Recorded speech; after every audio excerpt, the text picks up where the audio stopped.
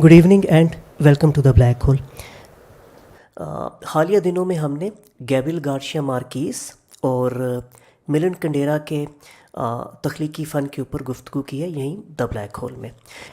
तो I was wondering, और हो सकता है ये सवाल या ये ख्याल आपके जहनों में भी आया हो कि जो पाकिस्तान में अदब तख्लीक हो रहा है, क्या उसको भी बाहर की दुनिया वाले पढ़ते हैं या नहीं।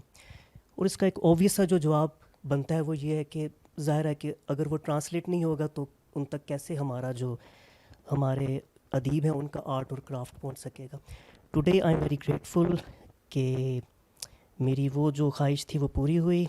आज का उन्वान आप पीछे बोर्ड पे देख सकते हैं, री इमेजिनिंग तारर्स बहाव एज सोरोज ऑफ सरस्वती। बहाव आप जानते हैं गालिबन 1992 में शाया हुआ था। करीबन 31 बरसों के बाद आज हमें ये अच्छी खबर मिली है कि उसका अंग्रेज़ी तर्जुमा जो है वो हाल ही में शाया हुआ है। और दूसरी मेरे लिए खुशी की बात यह है कि जो ये नावल है तारर साहब का, उसमें horrors of heat and the destruction of climate change को भी मौजू बनाया गया। साथ ही साथ पीसफुल को एग्जिस्टेंस का नैरेटिव भी है। और ये वो सारे मौज़ूआत हैं जिनके ऊपर द ब्लैक होल में आम तौर पे गुफ्तगू की जाती है। आज हमारे साथ मौजूद हैं, we are very grateful to doctor Mohammad सफ़ीर आवान जिन्होंने इसको ट्रांसलेट किया है। उनके साथ हैं अब्दुल मजीद, शुजात हुसैन और डॉक्टर सनोबर अल्ताफ़। इनका तफसीली तारुफ़ जो है वो राशिद सलीम साहब करवाएंगे, जो आज निज़ामत की ज़िम्मेदारियाँ निभा रहे हैं। तो without taking more of your time, only one request, then I will leave you to these panellists. और वो ये कि काइंडली अपने सेल फ़ोन जो है वो साइलेंट मोड में कर दें, और जब गुफ्तगू में शरीक हों तो first please raise your hand, और माइक्रोफोन अपने हाथों में आने के बाद आप लब कुशाई कीजिएगा। सो ladies and gentleman, Rashid Salim and दीगर हमारे esteem guests, thank you. Bismillahirrahmanirrahim. Very warm welcome to all the audience, ladies and gentlemen. Today we are here to talk about Sorrows of Saraswati, a novel translated by Dr. Safir Awan. This is the novel Bahao by Mustansar Hussain Tarar, and he wrote it in 1992. Sorrows of Saraswati, it was published in 2021, 2 years ago. And in this year, a new edition, do you have the latest edition, which is improved edition of the same. It is published and it is available. The format of today's session is that I will conduct it, it will be bilingual. So some of the questions will be in English, some in Urdu. And for the first hour, I will discuss the questions with the panelists, and for the remaining half an hour, I would request you to ask questions. Let me introduce the panelists first. मेरे right पे अब्दुल मजीद साहब हैं, and Abdul Majid, he is education consultant, he is policy specialist, and why we have invited him here is because of his background in literature. He is an avid reader, he has extensively studied English literature, he has been teaching English literature for quite some time, and he is also connoisseur of movies. So today we will also see if there are any elements of movies in Tarar's Bahao and the translation. Here we have Mr. Shujat Hussain. He is an intellectual. It's very difficult for me to introduce him because he has many different personalities, but he is an avid reader, and he is also a blogger, and और इनकी जो wit है वो बहुत मशहूर है, जो social media पे लोग हैं वो जानते हैं, और आज मैं उसको ज़रा कंट्रोल करने की कोशिश करूँगा. ही इज़ एन इंटेलेक्चुअल, और मुझे एज अ डी इंटेलेक्चुअलाइजिंग एजेंट यहाँ बिठाया गया, तो मैं उसको ताकि वो डाइजेस्टेबल हो. ये भी मूवी क्रिटिक भी हैं, आर्ट क्रिटिक भी हैं, तो इनसे हम آج کرٹیسزم پہ نہیں, اس ناول کی ٹرانسلیشن کے ریویور کے طور پر بات کریں گے. ڈاکٹر صنوبر الطاف سے آپ سب آگاہ ہیں, یہ نمل میں پڑھاتی ہیں اور ان کا تخصص بھی اردو ناول ہے. ان کا پی ایچ ڈی کا تھیسس جو ہے وہ اردو ناول کا تنقیدی رجحان اس پہ تھا, اور ایم فل میں بھی ان کا اردو ناول میں جو خواتین کے جی ویمن جی جو مین کریکٹر ہے جی اس پہ ان کا کام تھا. تو ہمارا آج کا جو ناول ہے اس میں بھی چونکہ خواتین بہت پرائم میجر کیریکٹرز وہ ہیں, تو اس پہ یہ گفتگو کریں گی. ڈاکٹر سفیر آوان جنہوں نے اس کا ترجمہ کیا ہے سلیم خان صاحب کے ساتھ مل کے, یہ دو ٹرانسلیٹرز ہیں, اور اس میں سے لیڈ ٹرانسلیٹر اگر میں کہوں تو ڈاکٹر سفیر آوان ہیں, اور ان کے علاوہ ڈاکٹر سلیم خان بھی ہیں جنہوں نے ان کا ساتھ ہاتھ بٹایا. So doctor Safeer Awan he is dean faculty of art and humanities, national university of modern languages. He is, apart from being a translator, he is also a very good poet, a critic, and a researcher. I think many students from Nammal and other universities like Islamic University, they got their PhD degree under his supervision. So his contribution in the academia is, I think, quite huge. Now I'll begin. I don't know how many of you have actually read the Urdu novel Bahao, so I think it's okay. I don't want anyone to be left outside, so I would like Dr. Sanobar کہ وہ مختصر سا تعارف بہاؤ کا کروا دیں کہ یہ بہاؤ کس قسم کی کہانی ہے اور اس کا اردو ادب میں کیا مقام ہے, اور آپ کی اس پہ ذاتی رائے کیا ہے. تو یہ ذرا مختصر الفاظ میں اگر یہاں سے ہم آغاز کر لیں تو پھر ہم آگے بڑھتے ہیں. اچھا, ناول کی کہانی سنانا جو ہے وہ انتہائی مشکل ہے, بلکہ میں سمجھتی ہوں کہ ناول کی کہانی جو ہے وہ سنائی جا ہی نہیں سکتی, کیونکہ ہر ناول میں اتنے اسپیکٹس ہوتے ہیں, اتنے پہلو ہوتے ہیں کہ آپ ہر پہلو کا احاطہ جو ہے وہ کر نہیں سکتے. اسی طرح جتنے بھی بڑے ناول ہیں ان کے ساتھ ان کی کہانی سنانے کے ساتھ یہ مسئلہ رہا ہے. تو میں کوشش کروں گی کہ بہاؤ کا جو بنیادی موضوع ہے یا بنیادی جو نقطہ ہے وہ آپ تک کنوے ہو جائے. باقی اگر آپ اس کو پوری طرح سے جاننا چاہتے ہیں, خود اس کو ایکسپیرینس کرنا چاہتے ہیں, تو یہ آپ کو لازمی طور پر پڑھنا پڑے گا. بہاؤ جو ہے وہ دریائے سرسوتی کے کنارے ایک بستی ہے. اس کا لوکیل جو ہے وہ یہ ہے کہ دریائے سرسوتی کے کنارے ایک بستی ہے, وہاں پر کچھ کردار ہیں, کچھ لوگ ہیں, ان کی کہانی ہے, اور یہ کئی ہزار سال پہلے کی کہانی ہے. یہ زرعی دور ہے, مادرسری نظام کا دور ہے, اور ان تمام لوگوں کی جو زندگی ہے وہ اس پانی پر جس کنارے میں وہ بستے ہیں, دریائے سرسوتی کے کنارے, وہاں پر اس پانی کی وجہ سے وہ زندہ ہیں. اب اس میں جو میجر کردار ہیں وہ ایک میجر کردار جو ہے ایک عورت کا ہے, اس کا نام پاروشنی ہے. جیسے کہ میں نے آپ کو بتایا کہ وہ کیونکہ مادرسری نظام ہے تو انہوں نے بڑا ہی تارڑ صاحب نے ایک بہت ہی مضبوط اور بڑا ہی جاندار کردار بنایا ہے. تو پاروشنی دراصل جو ہے وہ اس کا بنیادی کردار ہے. نہ صرف وہ ہیروئن ہے بلکہ ایک بڑی ہی دانشور خاتون ہے جو زندگی کے ہر پہلو سے جو ہے وہ اپنا ایک خیال رکھتی ہے, اپنا ایک ذہن رکھتی ہے. اب جو پاروشنی ہے اس کے دو محبوب ہیں, ایک ورچن ہے اور ایک سمرو ہے. یعنی کہ اس کہانی کے اگر میں کہوں کہ دو ہیرو ہیں تو ایک ورچن ہے اور ایک سمرو ہے, اور وہ دونوں سے محبت کرتی ہے, اور کہانی کے آخر سے تھوڑے پہلے تک جو ہے وہ کنفیوز رہتی ہے کہ وہ کس سے زیادہ محبت کرتی ہے. اب کہانی کا جو وہ شروع یہ ہوتا ہے کہ آہستہ آہستہ جو ہے وہ پانی خشک ہوتا جا رہا ہے، اور ظاہر ہے کیونکہ ان سب کی زندگی کا دار و مدار اس پانی پر ہے، بڑے پانیوں کی آمد پر ہے. وہ یہی کہتے ہیں کہ بڑے پانی آتے ہیں جب برف میلٹ ہوتی ہے، پگھلتی ہے، تو پانی جو ہے وہ ان کے کھیتوں کو سیراب کرتا ہے، ان کے کنوؤں میں پانی آتا ہے.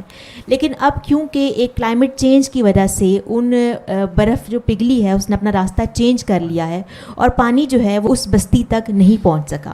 یہ بھی میں بتاتی چلوں کہ یہ جو دور ہے یہ مونجے داڑو اور ہڑپا کے زمانے کا ہی دور ہے، لیکن یہ بستی اس بستی سے تھوڑا سا ہٹ کر ہے، اس سے تھوڑی سی الگ ہے، جو کہ اپنے پرانی ریت روایات سے منسلک ہے. مونجے داڑو ہڑپا جس طرح سے اسٹیبلشڈ ہیں اس طرح سے نہیں ہے.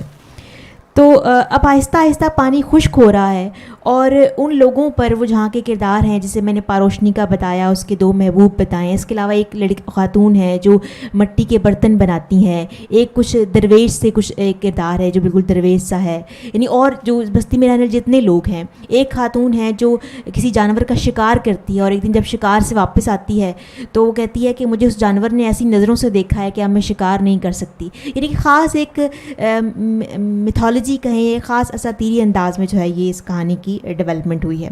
تو وہ پانی خشک ہو رہا ہے، اور آہستہ آہستہ جو ہے ان پر کیا بیتتی ہے اس بستی پر جب پانی خشک ہو جاتا ہے، اور وہ کیسے سروائیو کرتے ہیں، یہ اس کہانی کا اصل موضوع ہے.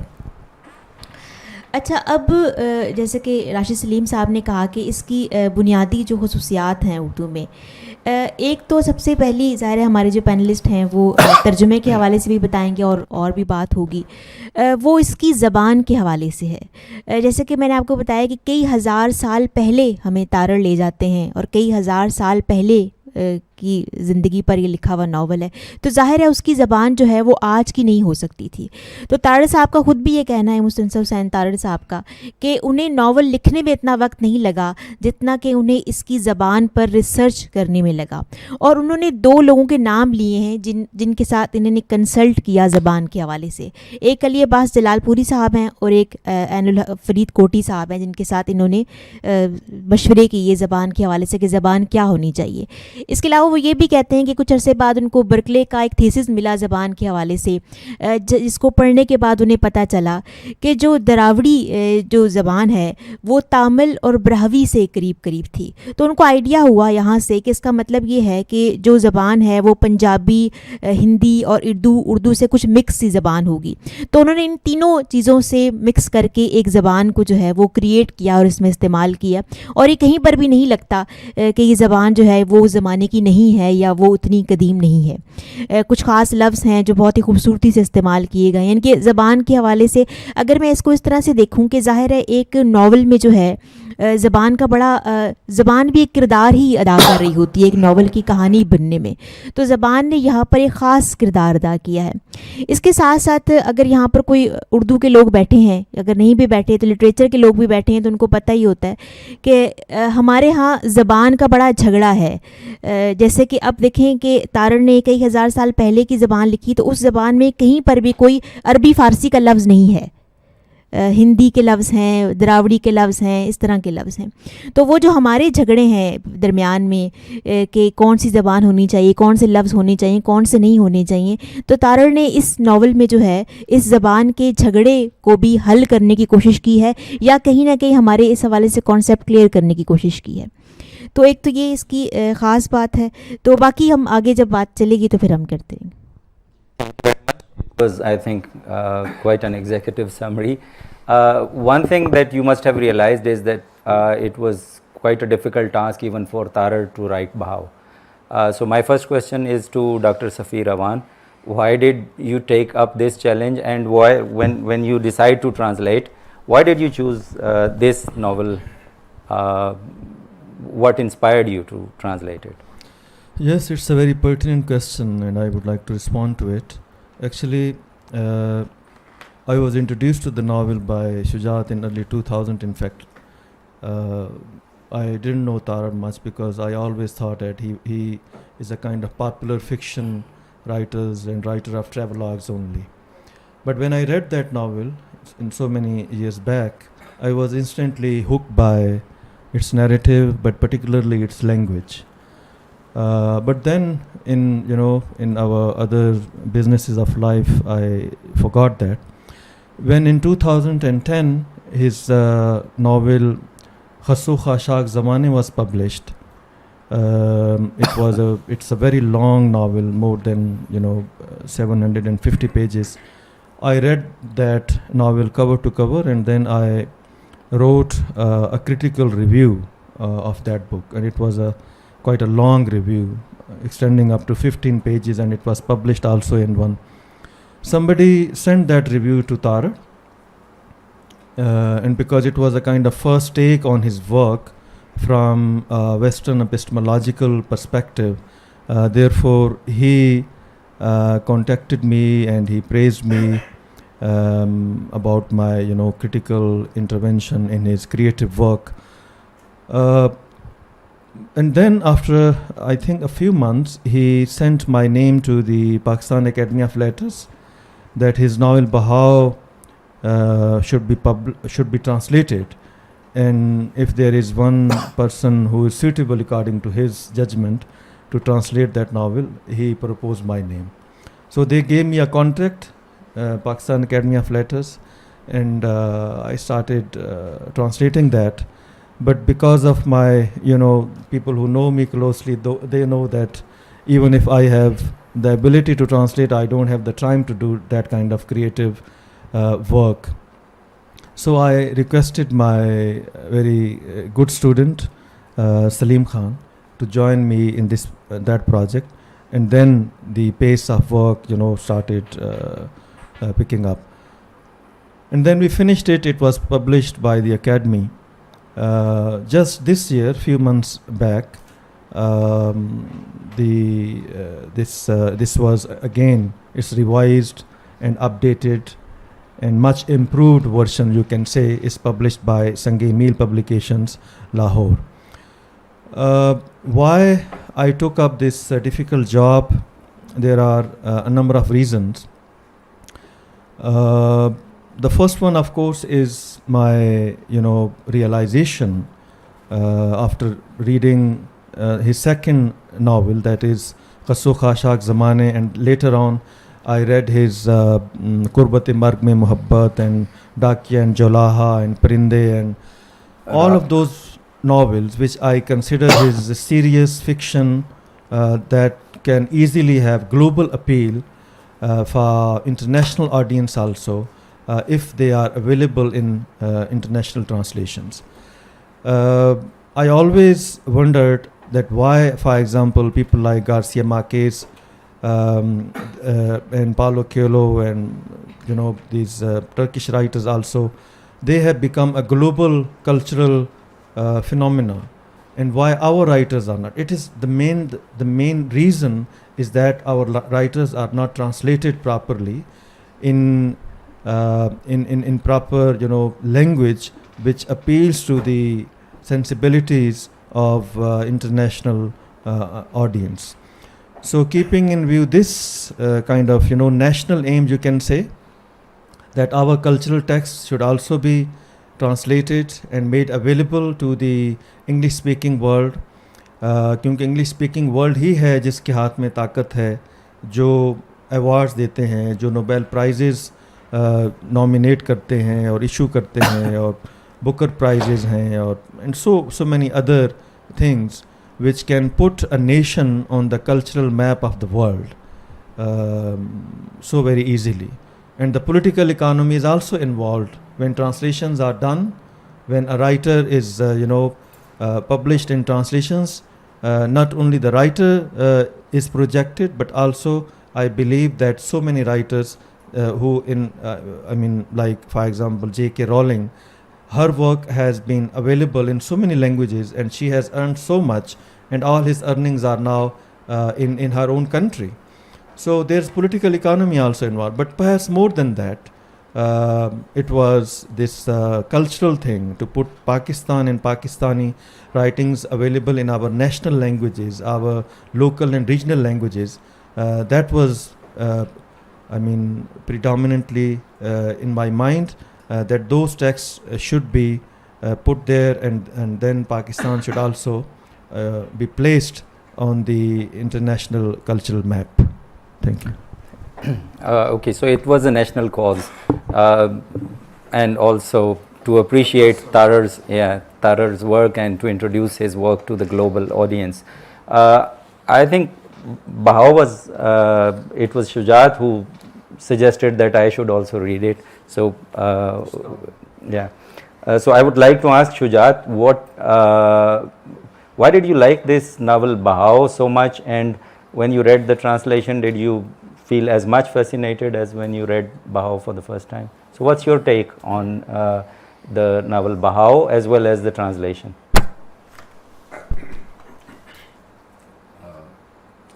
So I have a little story here. It was 1993. I have a little story here.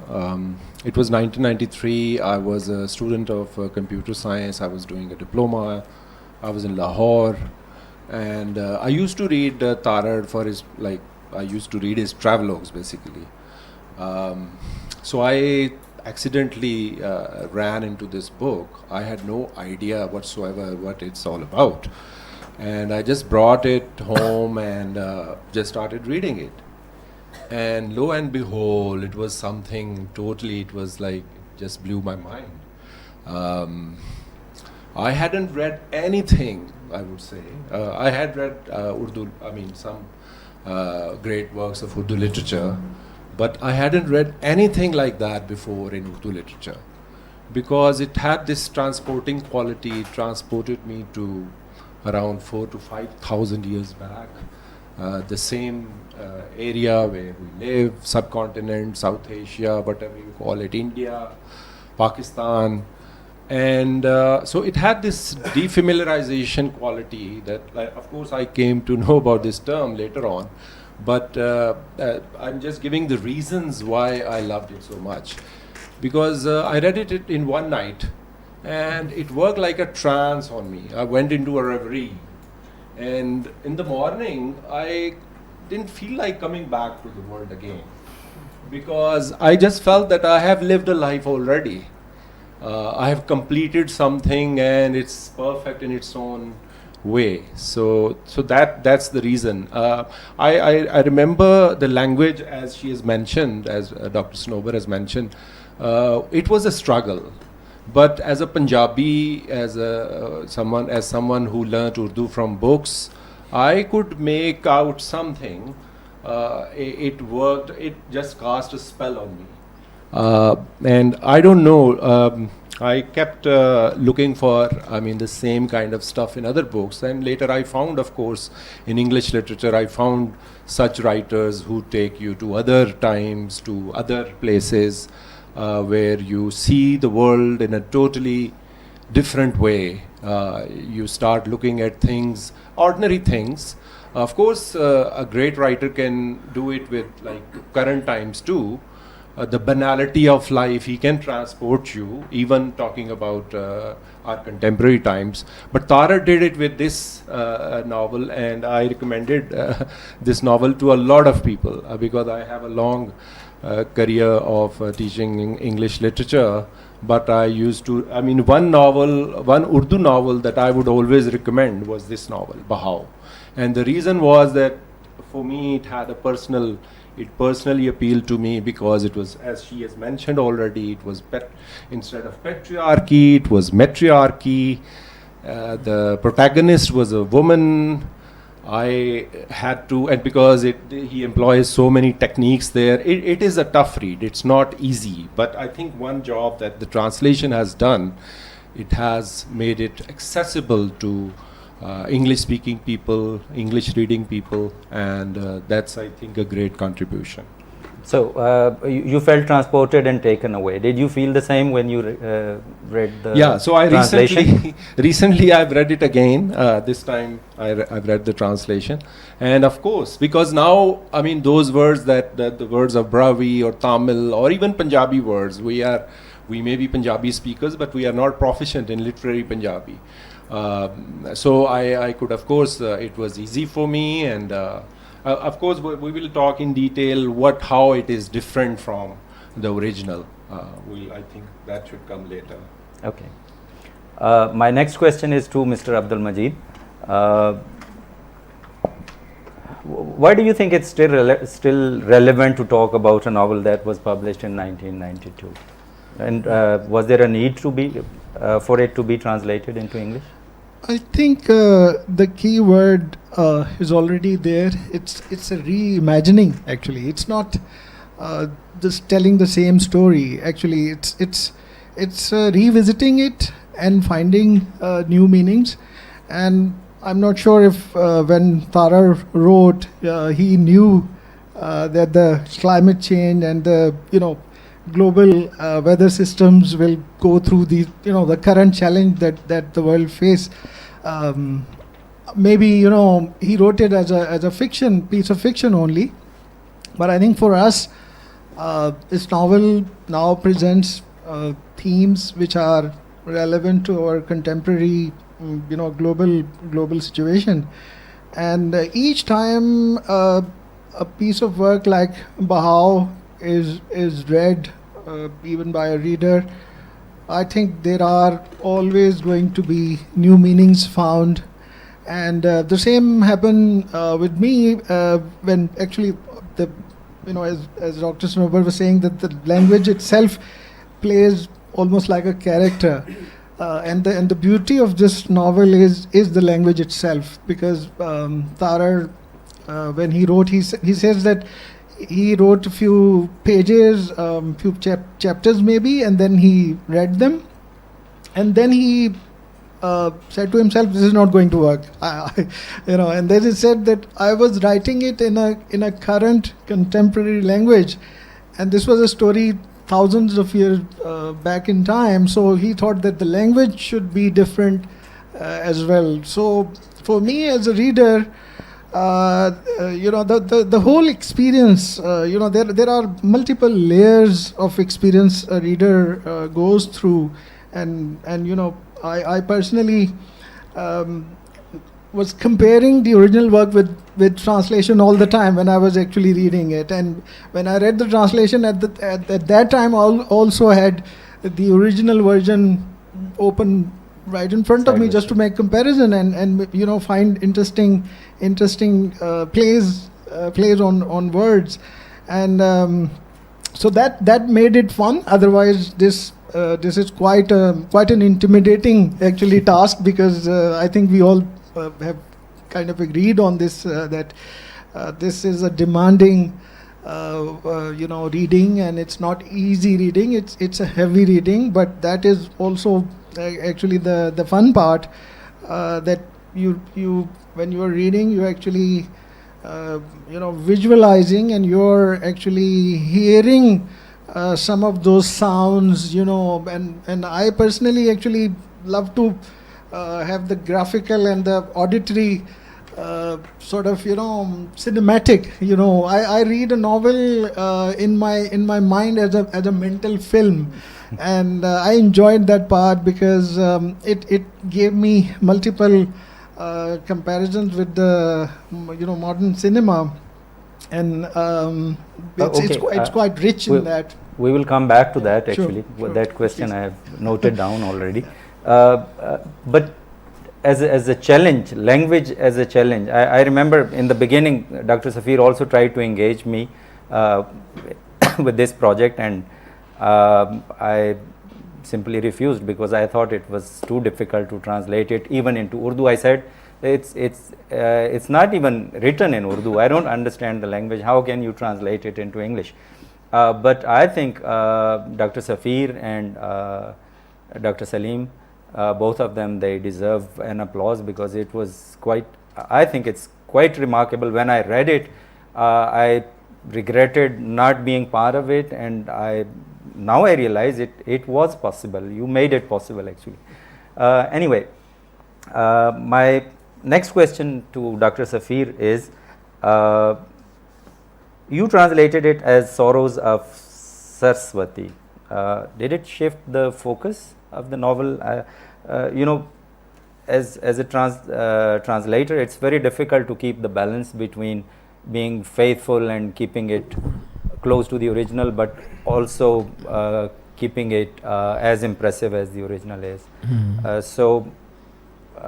Say something about the title. Yeah, I mean, usually, perhaps throughout the world, but particularly in a country like Pakistan, where reading culture is not very entrenched in our, common everyday life.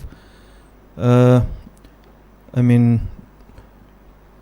telling people the difficulty and the challenges of a translator's job, that itself is difficult. Because people cannot imagine that translation is also a creative work. Translation is not, transferring the words of one language into another, but it's kind of transforming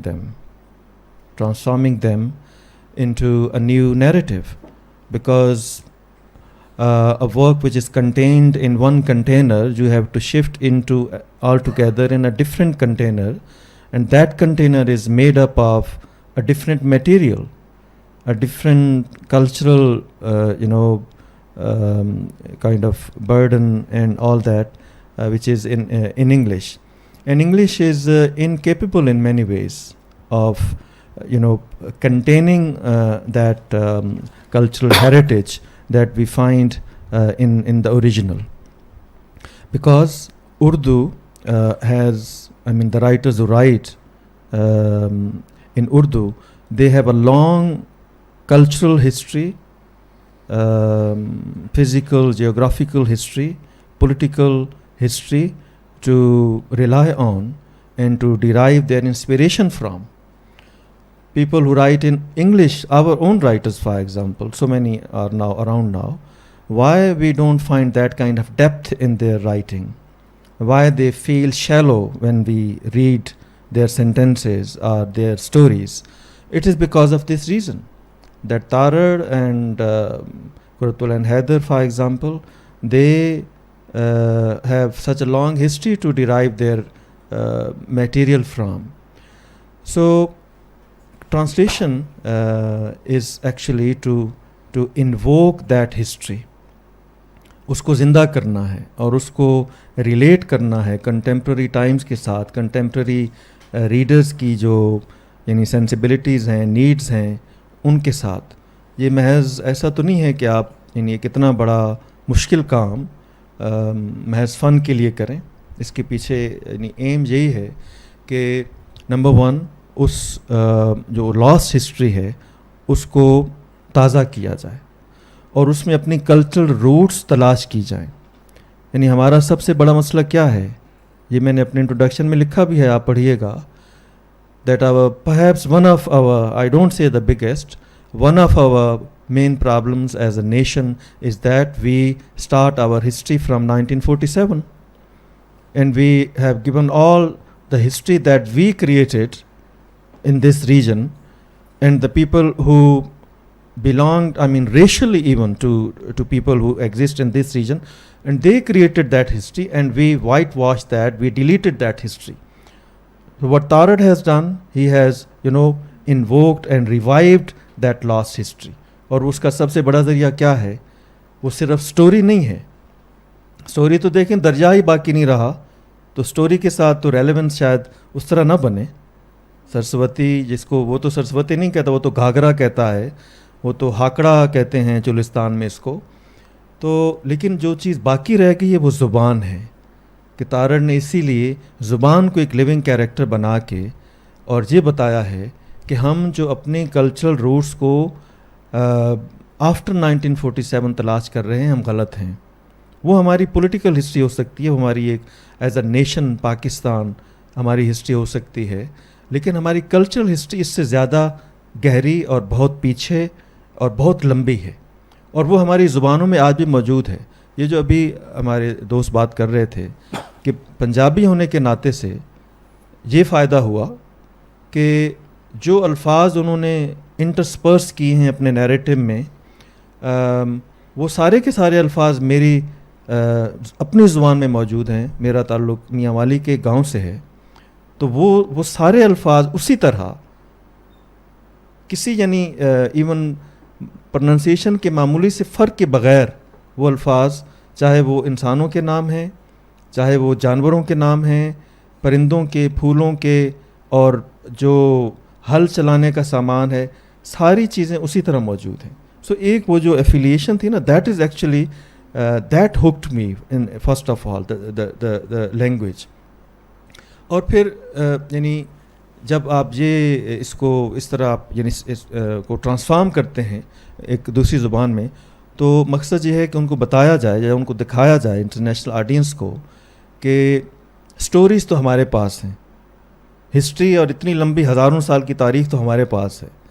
یعنی جو وہ لکھ رہے ہیں اور جن کو وہ انعام دے رہے ہیں, I don't want to of course dismiss them as nothing, but believe me, the depth of culture and the magic of the stories that we have in our history and our culture, that has no match, and we need to work on translations. مجھ جیسا ایکیڈیمک جو ڈین اور اس طرح کی ذمہ داریاں اور directors اور اس طرح کی پوری کرتا رہا زندگی میں, اس نے بڑی مشکل سے یہ پروجیکٹ کمپلیٹ کیا ہے کئی سالوں کے بعد. تو اب دوسرے گروپ میں راکھ پہ کام کر رہا ہوں, لیکن مجھے لگتا نہیں ہے کہ وہ ریٹائرمنٹ سے پہلے میں کر سکوں گا. تو آپ جیسے جو آج بات سن رہے ہیں, چاہے ورچولی سن رہے ہیں یا فزیکل بیٹھ کے یہاں سن رہے ہیں, وہ اس سے انسپائر ہو کے اور یہ پروجیکٹس کریں اس طرح کے, اپنے رائٹرز کو اور اپنے کلچر کو گلوبلائز کریں. It has many benefits.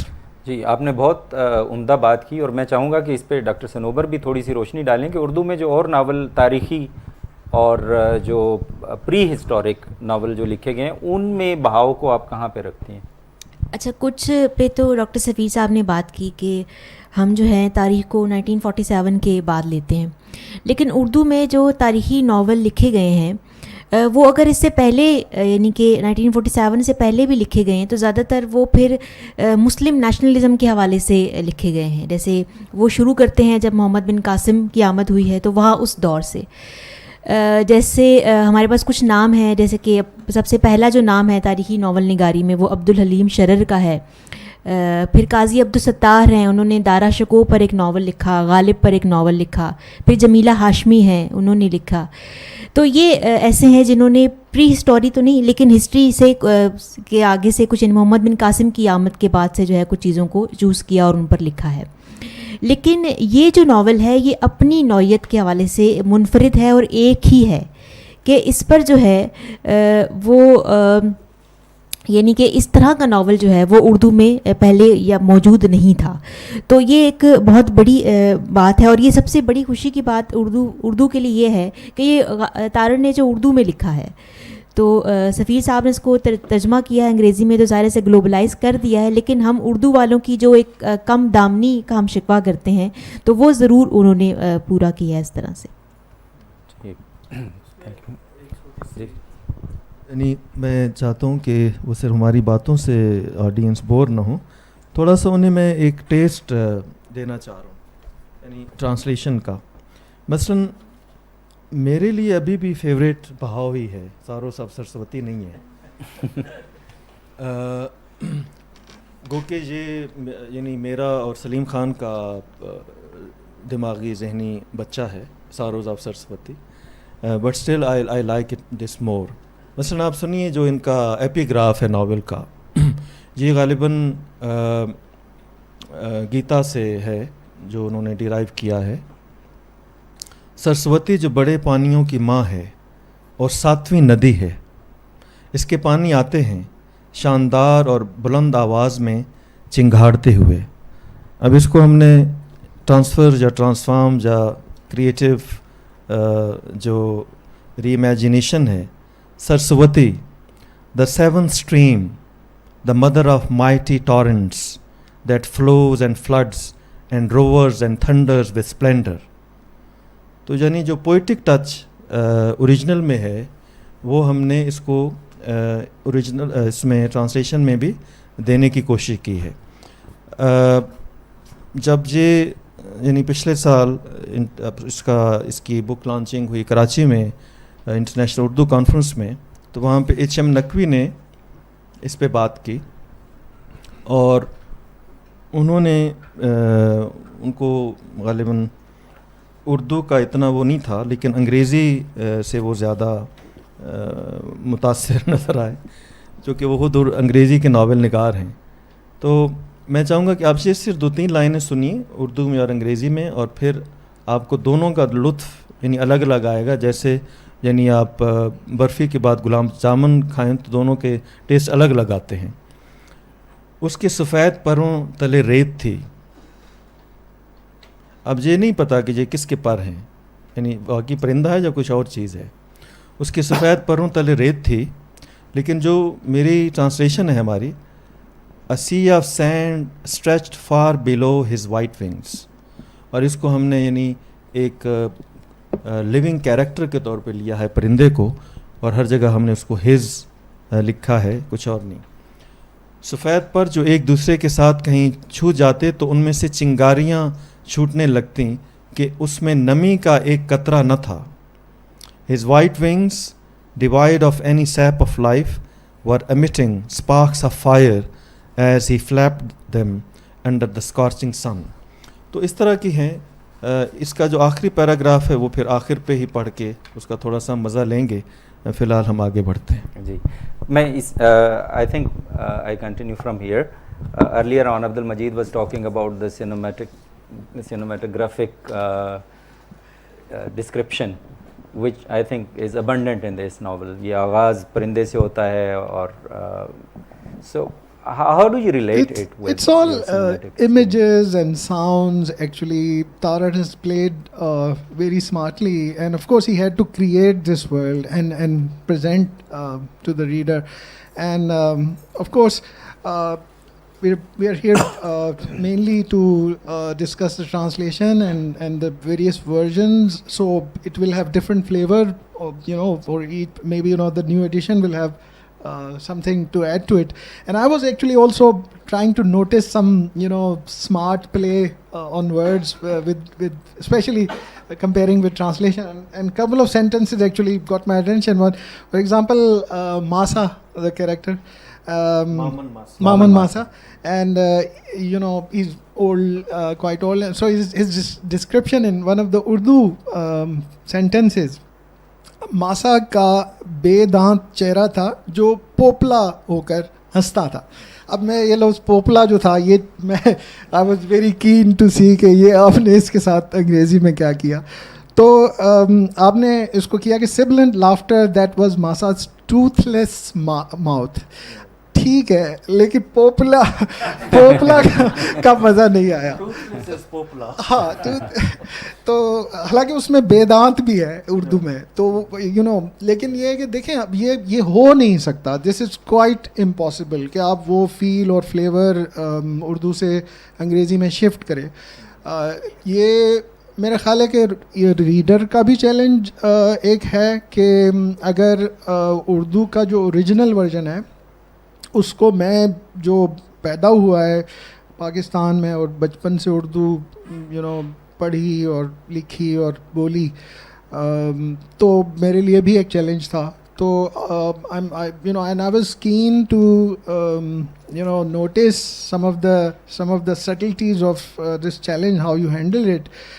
ہم سب جو ہیں پاکستان میں رہنے والے جو ہیں، اسپیشلی ملٹا ایتھنک جن کی اپبرنگنگ ہے، جیسے آپ سب پنجاب کا موسٹلی اوبیسلی، لیکن جیسے راشد اور میں ہمیں تھوڑا سا سندھ میں، ہم دیہات میں رہے تو سندھی، اور پھر میرا جو اوریجن ہے وہ پشتو. تو ہم یہ جو ڈائیورسٹی ہے اس کو ہم انٹیوٹیولی اور انٹرنسکلی ہینڈل کرتے ہیں، انجوائے کرتے ہیں، اپریشیٹ کرتے ہیں. لیکن انگریزی میں اتنے کمپلیکس کام کو ٹرانسلیٹ کر کے انگلش ریڈنگ آڈینسز کے لیے پریزنٹ کرنا، that is obviously quite a challenge. تو again I admire your hard work. جو راشد کا کوشچن ہے کہ سنیمیٹک، تو obviously میں کسی بھی ریڈنگ کو جب لیتا ہوں تو اس میں جو جس طرح یہ بہاؤ کی جو خوبصورتی تھی، وہ اس کی جو امیجری تھی یا جو اس کی جو ویژولس تھے جو آپ کو ایک مینٹل فلم کی طرح نظر آتے ہیں، اس کے ساتھ ساتھ جو ساؤنڈز ہیں وہ بھی بہت پاورفلی تارن نے پیش کیے. ایک تو مجھے جو زبان کا لگا کہ جس پر محنت کی تارڑ نے، وہ مجھے اس نے ریمائنڈ کیا جو میل گبسن نے کام کیا اپوکلپٹو پر، جس میں اس نے پوری فلم کو مائن سویلائزیشن کے بیک ڈراپ میں جب لینا تھا تو اس نے اس کو ایز اے بیک ڈراپ صرف دکھایا نہیں، بلکہ اس نے اس کو زبان کی جو طاقت ہے وہ اس کو بخشی. یعنی اس نے اس کو انگلش میں کیریکٹرز انگریزی نہیں بول رہے بلکہ وہ ایک مائن لینگویج ہی بول رہے ہیں، اور اس کو سب ٹائٹل کے ساتھ اس نے ریلیز کیا، جو کہ ڈیفیکلٹی کریٹ کرتا ہے، لیکن he did not compromise on that. So that was one similarity I drew کہ تارڑ نے زبان کو بہت ایک پاورفل ٹول کے طور پر یوز کیا. اور اس کے علاوہ اوبیسلی بہت اور سملیرٹی تھیمیٹک بھی ہیں، لیکن جگہ جگہ جو تصویر کشی ہے، منظر کشی ہے وہ، اور خاص طور پر ایک جگہ مجھے آواز کا خاص طور پر لگا کہ جس طرح پروشنی کا وہ جو گندم جو ہاؤ دھم and this was kind of a rhythmic repetitive tool Tarar use, اینڈ بعض کافی اہم جگہوں پر اختتام اور آغاز اس سے ہوتا ہے. اور اس کے بعد ایک مقام پر تو اس کے جو کنگن کی آواز ہے وہ اس میں ایڈ کہ اس نے وہ جب ہاتھ سے اس کو چکی کو چلا رہی ہے تو ہر دفعہ گہرا سانس کھینچنے کے ساتھ اس کی دھم کی آواز، تو ردم بھی ہے اور اس میں پھر میلوڈی اس کے کنگن کی ہے، اور وہ کچھ کنگن اتارتی ہے تو وہ جو اس کی کھنک ہے وہ کم ہوتی ہے، یعنی ختم نہیں ہوتی ہے، وہ اس کے ساتھ رہتی ہے. تو I was like in my mind I was actually and I looked for some similarity, and مجھے بعد میں پتہ لگا کہ انڈونیشیا کے کسی گاؤں میں جو یہ چکی کے جو فوک لور میوزک ہیں اس پر ایک 30-35 پیج کا کسی نے آرٹیکل لکھا ہے کہ وہ جو ردم ہے وہ ان کے فوک لور میوزک کا حصہ ہے، یعنی ان کی وہ زندگی کا حصہ ہے. تو آبویسلی بہت پاورفل ٹولز استعمال ہوئے ہیں اس میں، اور آپ نے اس کو ٹرانسلیشن میں اس کو ریٹین کیا.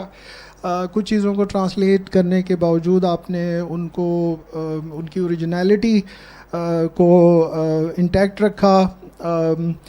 تو میرا جو خیال ہے کہ تارڑ نے اس کو جو ایک فلٹر دیا ہے، یعنی جو آپ کے مائنڈ میں ویژول چل رہے ہوتے ہیں، تو جیسے آج کل ہم یہ سوشل میڈیا ایپس میں فلٹر لگاتے ہیں نا کہ ایک چیز کو پرانا دکھانا ہوتا ہے تو اس کا ایک فلٹر ہے. تو تارڑ نے لینگویج پر جو فلٹر لگایا ہے وہ بڑا پاورفل ہے. یعنی ٹھیک ہے ویژولز پہ تو فلٹر لگ جاتا ہے، لیکن زبان پہ فلٹر کیسے لگائیں گے؟ تو تارڑ نے زبان پہ فلٹر لگایا. کچھ الفاظ ایسے ہیں جو میں چاہوں گا کہ کسی دن تارڑ صاحب کو کہوں کہ آپ پڑھ کے سنائیں. جیسے ہم چوسر کی نظمیں پڑھتے تھے تو وہ ہمارے پروفیسر صاحب تھے تو وہ ان کو بڑے مخصوص انداز میں پڑھتے تھے کیونکہ وہ آرکائک انگلش تھی، پرانی انگلش تھی. تو ہم تو ماڈرن پروننسیشن جو آئی پی اے کے ساؤنڈز اور ٹولز کے ساتھ اس کو ایکوریٹ کوئینز انگلش میں پروناؤنس کرنے وی ٹیک پرائڈ ان دیٹ. تو ہمارے پروفیسرز نے جب وہ چوسر کی اصل تلفظ کے ساتھ جب وہ پرانی انگریزی کو پڑھا تو اس کا جو لطف آیا، تو میں کبھی چاہوں گا کہ تارڑ صاحب کو کہوں کہ 2-4 پیراگرافس ہمارے سامنے آپ اس کو پڑھیں کہ آپ نے لکھ تو دیا لیکن یہ اس کا تلفظ کیا ہے. تو اسی طرح پڑھنے کے دوران جگہ جگہ مجھے امیجریز نظر آتی رہیں مختلف. میں نے رینڈم بہت ساری اس کی similarities. I think we'll come back to it if we have time because I need to move forward from here. There is a French saying, translation is like women. When they are beautiful, they are not faithful. When they are faithful, they are not beautiful.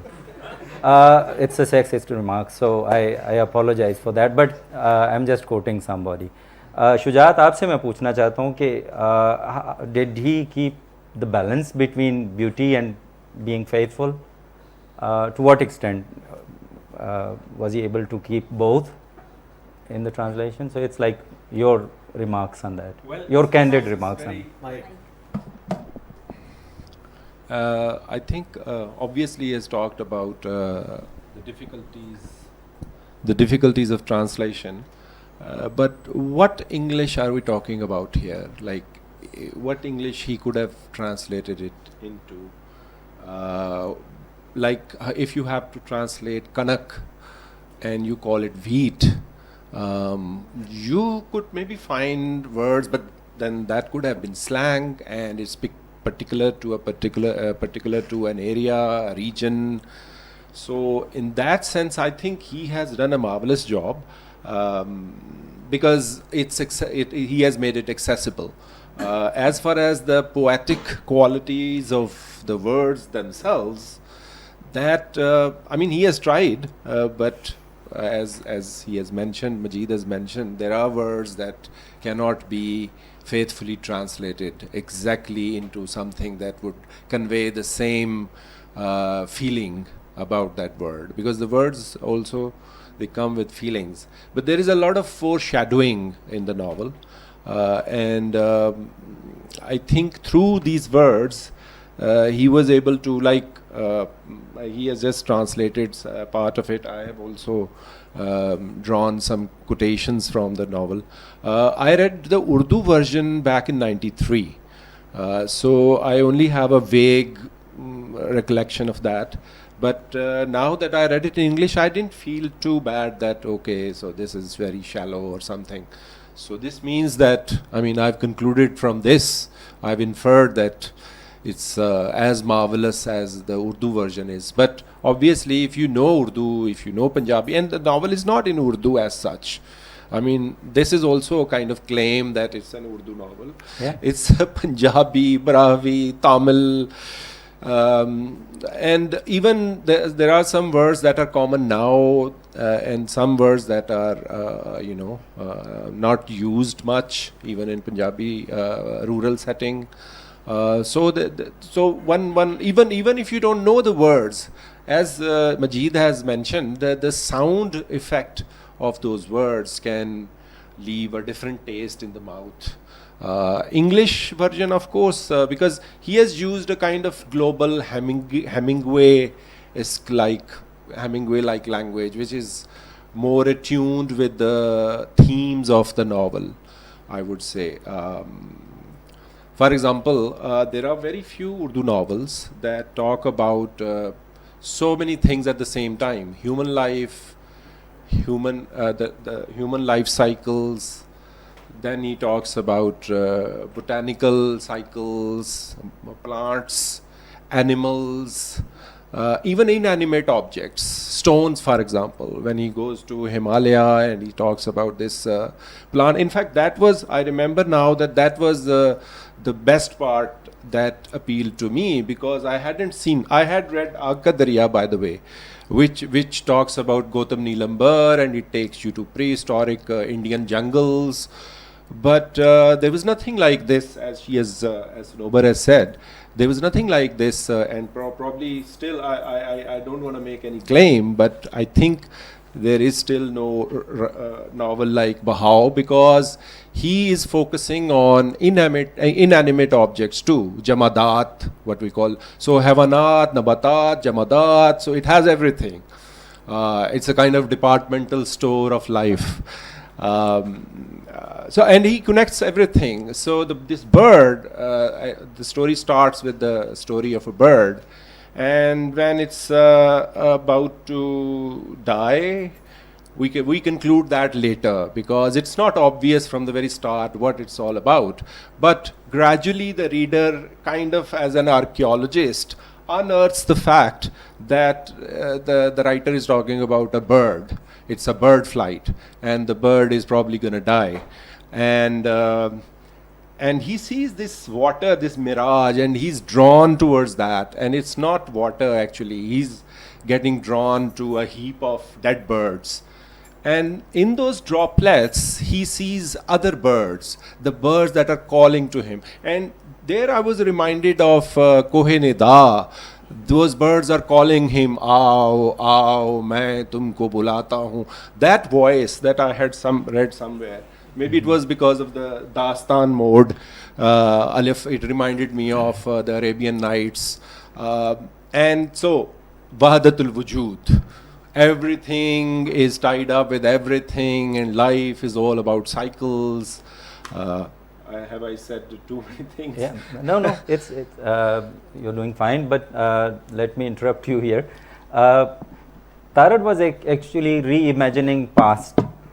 He was talking about pre-Harappan society, so he actually had to invent his own language. So that's what I said. I don't think it's written in Urdu.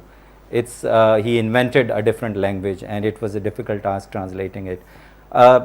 We all know that Indus script hasn't been deciphered till today, so it's shrouded in mystery, and it's difficult to imagine such a past when you don't have any historical direct account of that. But he reimagined history, and you reimagined his Bahau once again.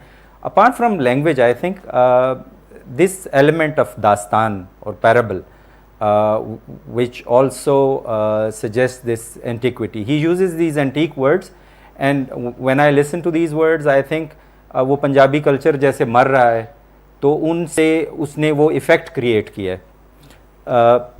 इसी तरह दास्तान हमारे यहाँ तकरीबन मर चुकी है, अगरचे वेस्ट में तो वो दोबारा जन्म लेके और बड़ी पॉपुलर है. लेकिन जो उसने टेक्निक्स यूज़ की हैं, उसके ज़रिए उसने ये इफ़ेक्ट क्रिएट किया है extinction, which is a major theme of this novel.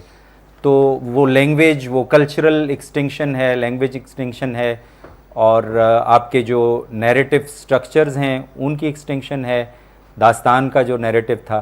तो आपने इसको कैसे ट्रांसलेट किया और इस इम्पैक्ट को कैसे क्रिएट किया, ये जो दास्तान वाला है और एक्सटिंक्शन वाला जो है? या पहली बात तो मैं वो थोड़ा सा ऑडियंस के लिए कह दूँ. ये मैं आपको कुछ अल्फाज सुनाता हूँ. मसलन कभी आपने सुना है लफ्ज़ हरिजूपिया? हरिजूपिया आपने हरिजूपिया नहीं पढ़ा क्योंकि आपने बहाव नहीं पढ़ा या इसकी ट्रांसलेशन नहीं पढ़ी जिसमें इसको रिटेन किया गया है. लेकिन आपने हड़प्पा सुना है, तो हड़प्पा ही हरिजूपिया है. तो आप इससे अंदाज़ा. और इसी तरह शतुद्री यानी दर्जा का नाम है, लेकिन कौन सा दर्जा है? जो हमारे यहाँ सतलुज है, तो तारड़ ने उसको शतुद्री लिखा है. पारुशनी जो कि मेन कैरेक्टर भी है, और असल में दर्जा रावी का पुराना नाम है पारुशनी. और पारुशनी का नाम इसलिए पारुशनी है कि उससे किसी ने यानी डिस्कवर किया as a baby, new born baby on the bank of that river. तो उस बंदे ने उसका नाम ही पारुशनी रख दिया. या अशिकनी चनाब को कह रहा है, और झेलम के लिए वतिस्ता कहता है, एंड सो ऑन. ये आखिर पे ग्लासरी में यानी इस तरह के सारे अल्फाज मैंने इकट्ठे कर दिए. सारे तो नहीं, लेकिन कुछ जो बहुत रिपीटेडली इस्तेमाल हुए. जो नैरेटिव का सवाल है वो बड़ा अहम है, क्योंकि तारड़'s narrative, because of course he belongs to this part of the world where these classical दास्तान narratives have always thrived. और हमारी जो यानी मेंटल ट्रेनिंग है और कल्चरल जो हमारी अपब्रिंगिंग कह लें, वो इसी तरह की दास्तानें जो हम घरों से सुन के बड़े हुए, और उसमें बहुत सारे एलिमेंट्स हैं. ज़ाहिर है उसमें मैजिक का एलिमेंट भी है, फैंटेसी का एलिमेंट भी है. लेकिन चैलेंज बहाव को पढ़ने में इसलिए भी ज़्यादा है जो ट्रांसलेशन में कम है, जिसको मैंने यानी मजबूरन ही कम किया, चूँकि उस तरह लिखा नहीं जा सकता जैसे तारड़ ने लिखा. उसको अभी हम बात कर रहे थे कि his narrative moves in concentric circles, यानी सर्कल्स हैं लेकिन वो सर्कल्स एक दूसरे से जुड़े हुए हैं, जैसे चूड़ियाँ एक दूसरे में डाल के आप यानी it moves forward and upward, but at the same time it keeps on repeating what is in the previous chapters or previous pages. So that adds to your delight of course, but it also adds to your challenge as a reader. इसके अलावा फिर जो यानी narrative, ये तो style की बात हो गई. फिर नैरेटिव को जो इनरिच करने वाले एलिमेंट्स हैं वो जो है वो बहुत ज़्यादा हैं. आजकल जिन चीज़ों का गोगा बहुत है, ये मैजिकल रियलिस्ट टेक्निक है जी, ये रुश्दी ने इस्तेमाल की, ये मार्केज़ ने इस्तेमाल किए, उसके बाद अब फिर ये एक फ़ैशन बन गया है, इवन जुल्फ़िकार घोष ने इस्तेमाल की कर दी. तो ये जो टेक्निक है ये मतलब हमारे यहाँ हज़ारों साल पहले से मौजूद है, और अब ये पोस्ट मॉडर्निस्ट नैरेटिव टेक्निक्स में सबसे आगे रखा जाता है कि जी इसमें मैजिकल रियलिस्ट टेक्निक है या आर्थोरियल इंटरवेंशन है या मेटाफिक्शन है. तो यानी अजीब बात ये है कि जब आप तारड़ को पढ़ते हैं तो ये जो मेरी दूसरी किताब आई उसमें मैंने क्रिटिकल नैरेटिव पे एक पूरा चैप्टर लिखा है कि ये सारी पोस्ट मॉडर्निस्ट टेक्निक्स इस जगह पे बैठे हुए पाकिस्तान जैसे मुल्क में जो है एक बंदे ने इतनी आसानी के साथ इस्तेमाल कर ली हैं. तो नैरेटिव इसका बहुत ही कम्प्लेक्स है, और इसको यानी जब आप पढ़ेंगे तो आपको ज़ाहिर है कि जो चीज़ जितनी मुश्किल होती है वो जब ग्रास में आती है और आपकी रेंज में आती है तो फिर आप उससे आपके enjoyment भी इतनी ज़्यादा होती है. Even it's post-colonial, Marxist. I mean, multiple readings can be made of it. Feminist reading. Yes. Post-colonial in particular, क्योंकि ये जो इसका किरदार है वर्चन, वो सरस्वती नहीं कहता, वो इसको हमेशा घाघरा ही कहता है. और जो आर्यंस आए हैं जिन्होंने कॉलोनाइज किया है इनको, द्रविडियंस को, वो कहता है कि आप लोगों ने आके इनको नाम दिए हैं, जो इसमें नाम है वो बस्ती है. आपने उसको ट्रांसलेट विलेज किया, विलेज में तो वो बात नहीं है, लेकिन वो बेनाम है, वो एक बस्ती है, उसका कोई नाम नहीं है. बाहर से आते हैं आर्यंस और वो उसको नाम देते हैं, और नाम दे के वो एक नैरेटिव घड़ते हैं, और उसमें बल्कि वो पूरी एक मिथ क्रिएट करते हैं. ऋग्वेदा में नाम इसका सरस्वती है, और वो उस रिलीजन के ज़रिए वो एक मिथ पूरी करते हैं. और इसमें मैंने देखा कि किस तरह उसने इसको डीकंस्ट्रक्ट किया है इस मिथ को. एंड पे वो सारे मिथिकल कैरेक्टर्स जिनकी वो पूजा करते हैं, एंड पे कोई लिंगा को तोड़ देता है, क्योंकि पानी जो कि ज़िंदगी की अलामत है अब वो नहीं रहा. तो इसी तरह पारोशनी बार बार सवाल करती है कि वो कहीं है भी कि नहीं. माना जो कि एक सुप्रीम गार्ड है, तो क्या वो कहीं है भी या नहीं है. तो ये as teacher of English literature these are modern themes, और ये न्यू टेक्निक्स जिनकी हम बात करते हैं वो सारे इसमें मिले, और उनको ओवरकम करना I think it was quite a challenge. मैंने तो हाथ उस वक्त ही खड़े कर दिए थे.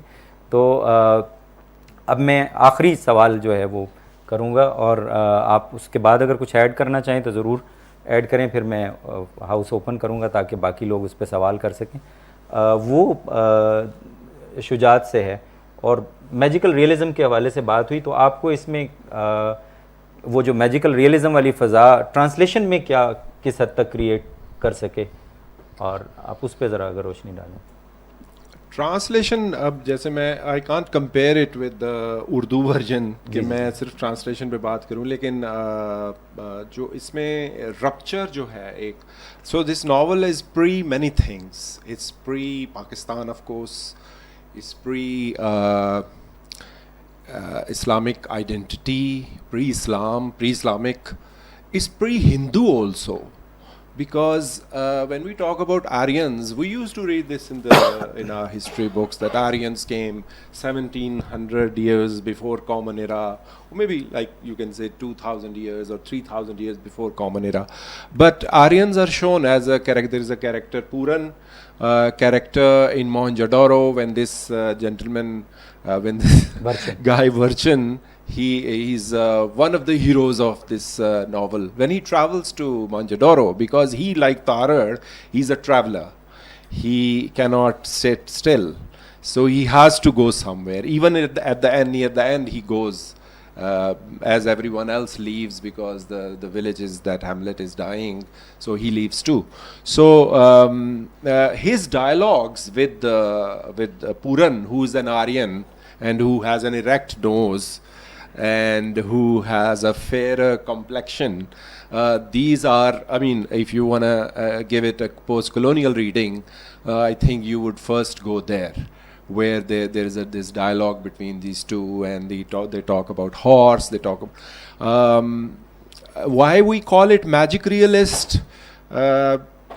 I don't know. By the way, these names that Dr. Saab has mentioned, these names are mentioned in Rig Veda. So it's pre-Hindu, I say, because the river names, they had their own river names. So Gagra was Gagra for them. It was Saraswati for Hindus, because if we accept this history that Aryans later became Hindus, or Aryans brought these the names of their gods and goddesses, and they gave local gods and goddesses their own names, or they changed their names. So if we go with that theory, although this theory is not very popular these days with the rise of Hindutva and all. So this is pre-Hindu also. It connects you with an earlier past, earlier than even the arrival of Hindus or Aryans, let's say. I shouldn't probably be equating Aryans with Hindus, but if you come to, let's say, the holy scriptures of Hindus, the oldest one, Rig Veda, mentions these names of the rivers. Coming back to the original question now, magic realism. So what is then magic realism? What is the magic here? I would say that the whole thing is, because he talks about the nitty-gritty of all these small things, but the magic that he creates with that description and the repetition and so many different techniques, like the stream of conscious technique, there is this foreshadowing everywhere. He repeats too much. At times people get annoyed with that, but this whole thing creates that magic. And the most of all, I mean, if we talk about this term in terms of postmodernism, then I would say the rupture in history, because everything stops there somehow, only to come into life again. And Dr. Saab, as in the second edition, what he has done, I think the most noticeable thing is the chapters.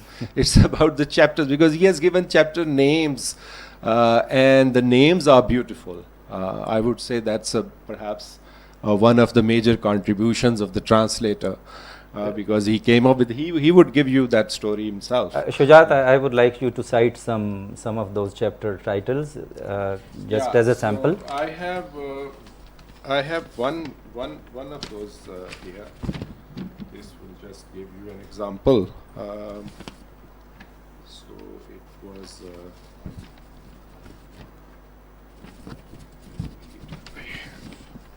Just a minute, because I have made, actually, because as a teacher you tend to make. So while he finds it, Majid, you should also find one, because just chapter name.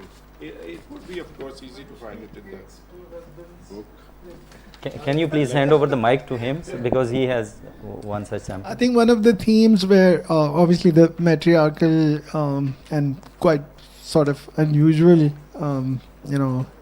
settings.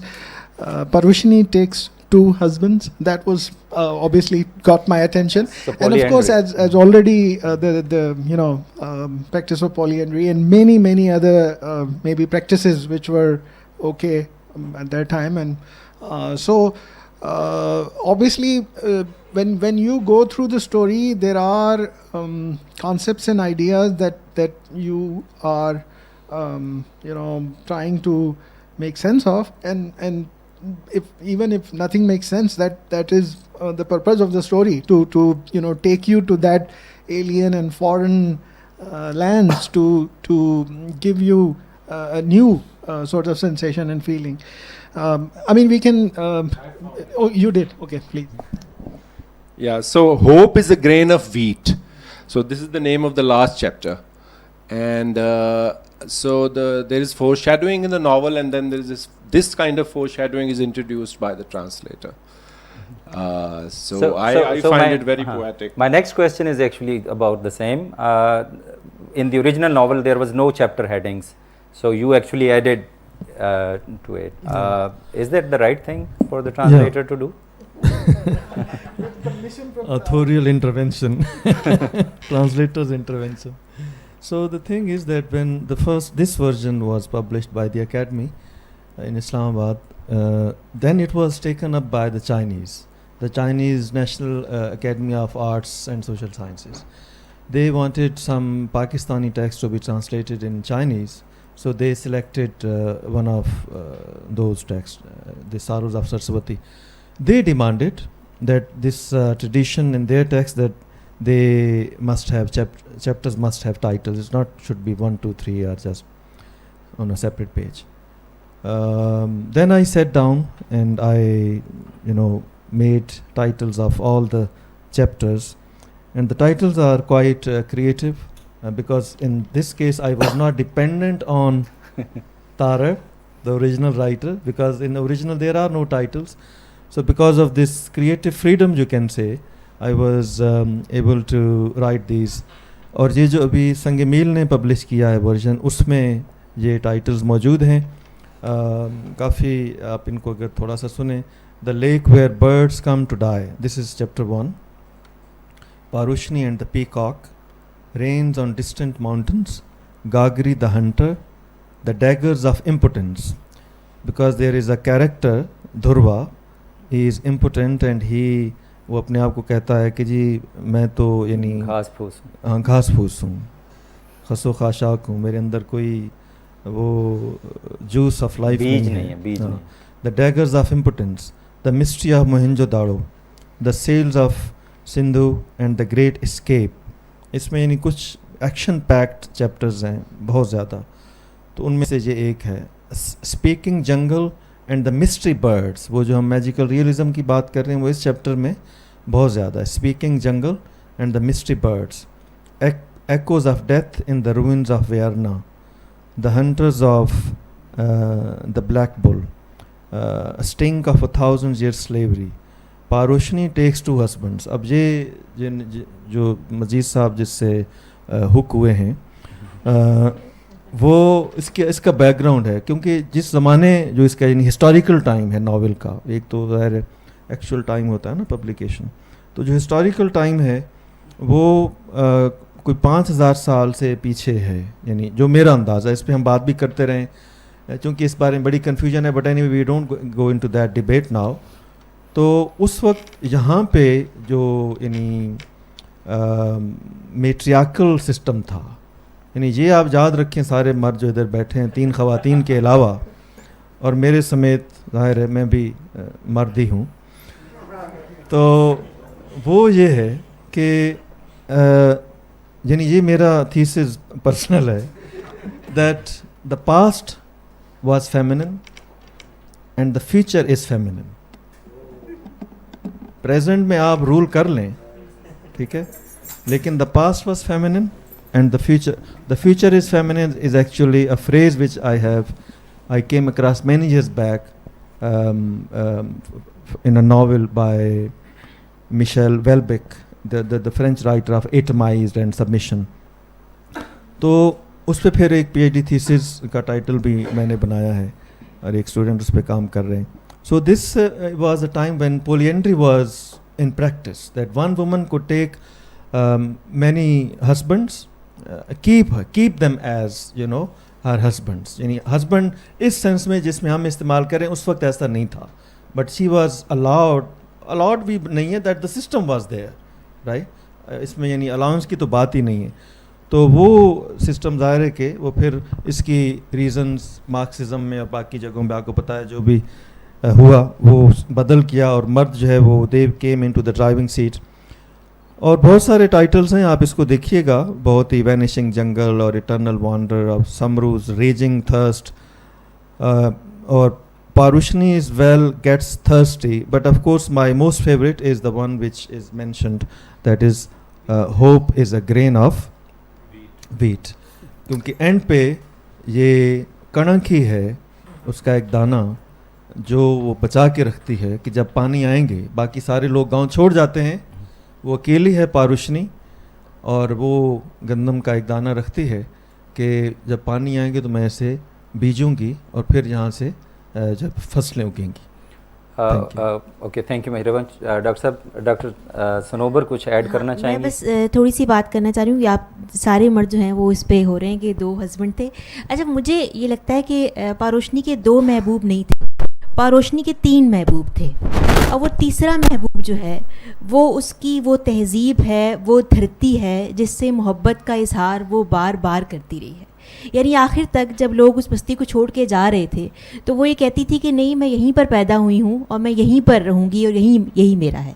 तो आखिर तक साबित भी हुआ। इसके साथ साथ जो पानी जो है, पानी और औरत, क्योंकि आपको पता है कि मिथोलॉजी में जो है औरत ज़रखेज़ी की अलामत है उसकी, तो तारड़ साहब ने इसको भी इंटरलिंक करने की कोशिश की है कि जैसे जैसे वो कंसीव करती है, बच्चा मर जाता है, उसी टाइम पर जो है वो पानी भी खुश्क हो जाता है। तो जो बंजरपन ज़मीन को मिल रहा है वो पारोशनी एक औरत के तौर पर उसको भी वो बंजरपन मिल रहा है। तो ये आपस में कनेक्टेड हैं एक अलामत के तौर पर। तो तारड़ ने यहाँ पर, जैसे कि पहले बात हुई कि कई पहलू हैं, तो उसका हर जो इमेज है, हर चीज़ जो है वो कहीं ना कहीं किसी चीज़ के साथ इंटरकनेक्ट है, वो बिला वजह नहीं कही गई। Thank you very much for this explanation. Now, in the end, my message to you is, if you found Baha'u difficult, as it is difficult to read, then read the translated version, because it will facilitate you more, and maybe it will provide you a window to understand it. So with this message, I would open the house, and if you have any questions, please wait for the mic. Because we are also going live, so we want your voice to be recorded. आपके पास है mic? You can mention इनमें से किसी से भी आप सवाल करना चाहें, किससे पूछना चाह रहे हैं और आपका सवाल क्या है। कोशिश करें कि सवाल जो है वो प्रिसाइज हो ताकि ज़्यादा लोग सवाल कर सकें। सर, मैं थोड़ा सा ये पूछना चाहता हूँ, इसकी जो सेटिंग है नावल की, उसके जोग्राफिकल जो उसकी जो सेटिंग है उसके बारे में कुछ बताएं कि ये क्योंकि बड़ी एक एंशिएंट इंडियन हिस्ट्री के हवाले से इसमें बातें हैं और सारी चीज़ें हैं, कहानी है। इस सेटिंग के बारे में ज़रा कुछ आप बता दें कि ये कौन सा एरिया है, किसका, मतलब इस हमारे इस बेहतर तो ये है कि आप नावल पढ़ें, उर्दू में पढ़ें, अंग्रेज़ी में पढ़ना चाहते हैं वो भी पढ़ें, लेकिन ये बुनियादी तौर पे सोशल रेलेवेंस का सवाल है कि ये जो टेक्स्ट है, हम इस पे, मैंने इसको क्यों ट्रांसलेट, इसी को क्यों चुना, और इसकी यानी आप क्या एज अ रीडर कोई जोग्राफिकल यानी आपके साथ एफिलिएशन बन सकती है। बाज़ औक़ात होता है ना कि हम रेड इंडियंस, नेटिव अमेरिकन्स का कोई नावल उठा के पढ़ते हैं तो हमें एक डिस्टेंस महसूस होता है कि हम क्यों पढ़ें इसको, क्या ज़रूरत है। तो नंबर 1, आपने अगर लेट ज्वाइन नहीं किया तो हमने इससे बात की है कि इसकी जो सेटिंग है वो सिंधु है, सिंधु के किनारे जो एक गांव है, ठीक है, और सिंधु यानी बह रहा है और उसकी जो शाखें हैं उनमें से एक यानी सरस्वती है, वो सारे उसके अंदर जाके गिर रहे हैं ना। तो घाघरा जो सरस्वती का यानी वो इलाकाई नाम है, और हाकड़ा उसका इलाकाई नाम चुलिस्तान में, पाकिस्तान में अभी भी मौजूद है, उसकी बेड मौजूद है। तो जियोग्राफिकल एफिलिएशन इसलिए है कि तारड़ ने एक ऐसी दुनिया इमेजिन की, फिक्शनलाइज की, यानी हिस्ट्री को फिक्शनलाइज किया कि जिसके साथ हमारी एफिलिएशन बनती है, क्योंकि हम इन इलाकों में हैं और सिंध हमें जोड़ता है। सिंध यानी वो ऊपर से शुरू होता है और नीचे हमारी जो लेंथ है सारी, उसके इर्द गिर्द हमारे बड़े बड़े शहर और गांव और इलाके आबाद हैं। तो हिस्टोरिकली भी, जियोग्राफिकली भी और कल्चरली भी, सकाफती लिहाज से भी हमारे जो रूट्स हैं उनको ये नावल हमारे सामने उभार के लाता है। अच्छा, इसमें थोड़ी सी बात मैं भी ऐड कर दूं। ज्योग्राफिकली हिमाचल प्रदेश से अभी तो शुरू में तो ये मिथ समझा जाता था सरस्वती रिवर, लेकिन अभी जो सैटेलाइट इमेजेस के ज़रिए एक नई थ्योरी डेवलप हुई है, उसमें बाकायदा आप देख सकते हैं कि यहाँ पहले एक लिटरली दरिया मौजूद था और उसके करीब, उसके इर्द गिर्द जो है वो तहज़ीब वो थी बाकायदा। तो उस सैटेलाइट इमेजेस से बाकायदा लोगों ने अब मैप्स भी बनाए हुए हैं। तो सिरमौर हिमाचल प्रदेश इंडिया में पहाड़ी है जहाँ से ये दरिया का आगाज़ होता है, और ये हिमाचल प्रदेश से होता हुआ, हरियाणा से होता हुआ, पंजाब से होता हुआ राजस्थान में एंटर होता है। राजस्थान से फिर हमारे यहाँ चोलिस्तान में एंटर होता है। आखिर में ये जी होता था, सॉरी, थैंक यू।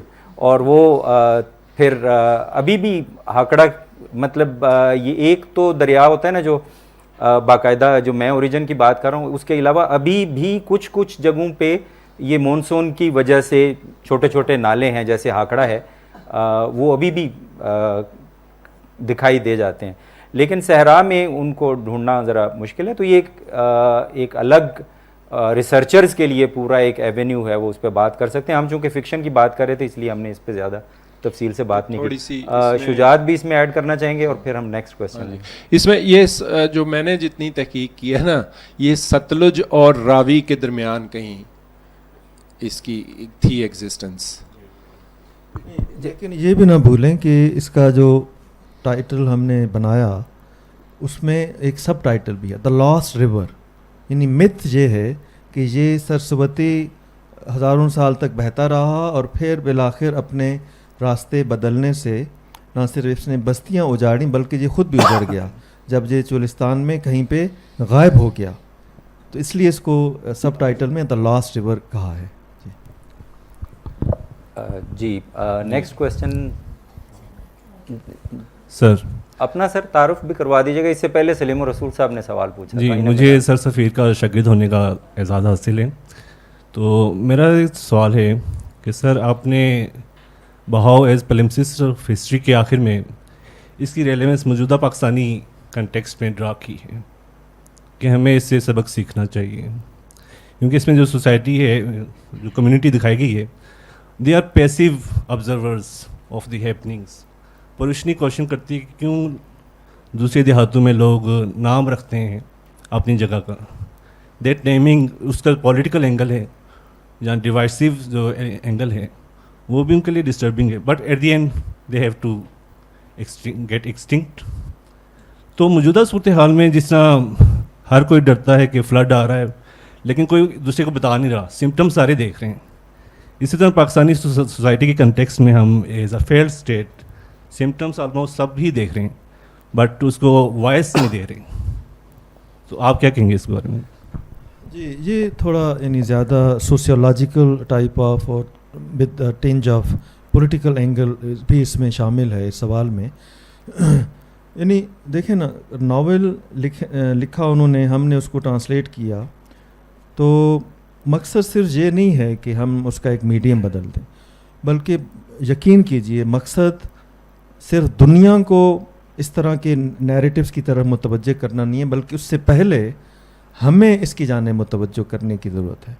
یعنی میں چاہتا ہوں کہ ہم جو انگریزی اسپیکنگ اور ٹیچنگ اور اس میں پڑے رہتے ہیں اور جو اردو والوں سے زیادہ ہم ریسرچ میں کام کر رہے ہیں، وہ اپنے نیریٹیوز کی طرف متوجہ ہوں اور تارڑ جیسے رائٹر کی طرف متوجہ ہوں، کیونکہ وہ ایسا رائٹر ہے جس کی تشہیر بہت ہے لیکن وہ مشہور نہیں ہے اپنے اس طرح کے کام کی وجہ سے.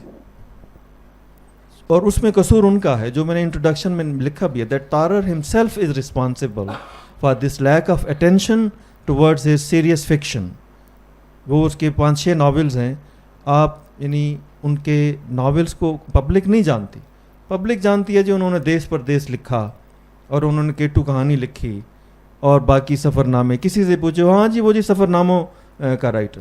بٹ یقین کیجئے کہ تارڑ وہ ایسا رائٹر ہے جو پاکستان کو یعنی آئیڈیالوجیکل لیول پہ اور ہمارے ہاں جو کلچرل ایمنیزیا ہے اور ساتھ ساتھ جو تہذیبی نرگسیت ہے اس سے ہمیں جگا سکتا ہے. اس لیے میں اس کی طرف متوجہ ہوا. ٹھیک ہے اور بڑے نام ہیں اور اردو والے شاید ہم سے اختلاف بھی کریں، لیکن مجھے اس بات کا یقین ہے کہ تارڑ سے بڑا رائٹر اردو میں، یعنی اگر اس کی ان 6-7 ناولز کو ابھی جو ان کا روپ بہروپ بھی آ گیا ہے تو آپ تقریباً 7 ناول ایسے ہو گئے ہیں کہ جنہیں سب سے پہلے تو خود پاکستانیوں میں مشہور کرنے کی ضرورت ہے. باقی دنیا تو بعد میں دیکھے گی نا کہ وہ ہمیں کن کن تبدیلیوں کی جانب وہ ہمیں یعنی الرٹ کر سکتا ہے. اور ایک یعنی فور شیڈوئنگ ہے، فور بورڈنگ ہے اس کے نیریٹیوز میں، اور وہ جس طرح چیلنج کرتا ہے ہر طرح کی اسٹیبلشمنٹ کو، چاہے وہ یعنی ریلیجس اسٹیبلشمنٹس ہیں پاکستان کی، پولیٹیکل اسٹیبلشمنٹ ہے، بیوروکریٹک اسٹیبلشمنٹ ہے، جوڈیشل اسٹیبلشمنٹ ہے اور ملٹری اسٹیبلشمنٹ تو ہے ہی.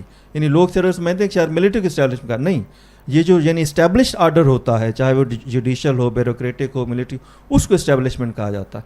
تو وہ یعنی جو اسٹیبلشڈ آرڈر ہے ان سب کے طرف سے جو خطرات ہیں اس ملک کی یعنی اس کے وجود کو ان کی جانب ہمیں متوجہ کرتا ہے, اور اس کے لیے وہ ہمیں یعنی جھنجھوڑتا ہے, جگاتا ہے ان نیریٹیوس کے اندر. تو آپ کی بات ٹھیک ہے کہ وہ جو اس کو میں نے پیلمسسٹ آف ہسٹری کہا ہے, تو اس کی وجہ یہ ہے کہ ہم ایک ایسے رچ ایریا میں رہتے ہیں جس کے اوپر تاریخ جو ہے وہ طے در طے موجود ہے, اور ہر دفعہ اس کے اوپر ایک نئی تاریخ لکھنے کی کوشش ہوتی ہے, جیسا کہ آج کل بھی ہو رہی ہے. Thank you.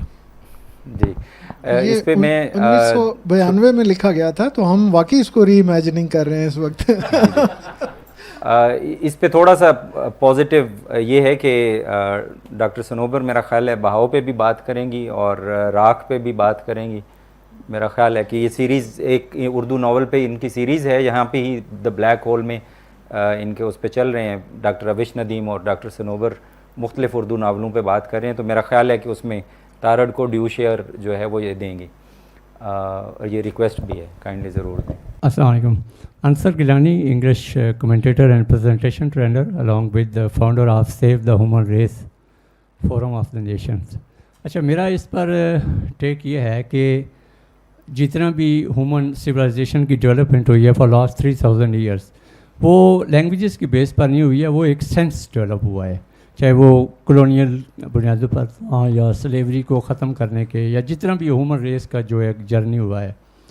جب ہم ٹرانسلیشنز کی طرف آتے ہیں اور خاص طور پر پاکستان کے تناظر میں کام کو دیکھتے ہیں, تو ہمارا میرے خیال میں قرۃ العین, حیدر کا آگ کا دریا, اور جو عبداللہ حسین کا اداس نسلیں, اس کے ساتھ ساتھ میرے خیال میں جو تارڑ صاحب ہیں, یہ تھوڑی سی ایک انٹرنیشنل یا گلوبل لیول کی پچ رکھتے ہیں کہ عالمی ادب کے اندر ایک جگہ بنا سکتے ہیں.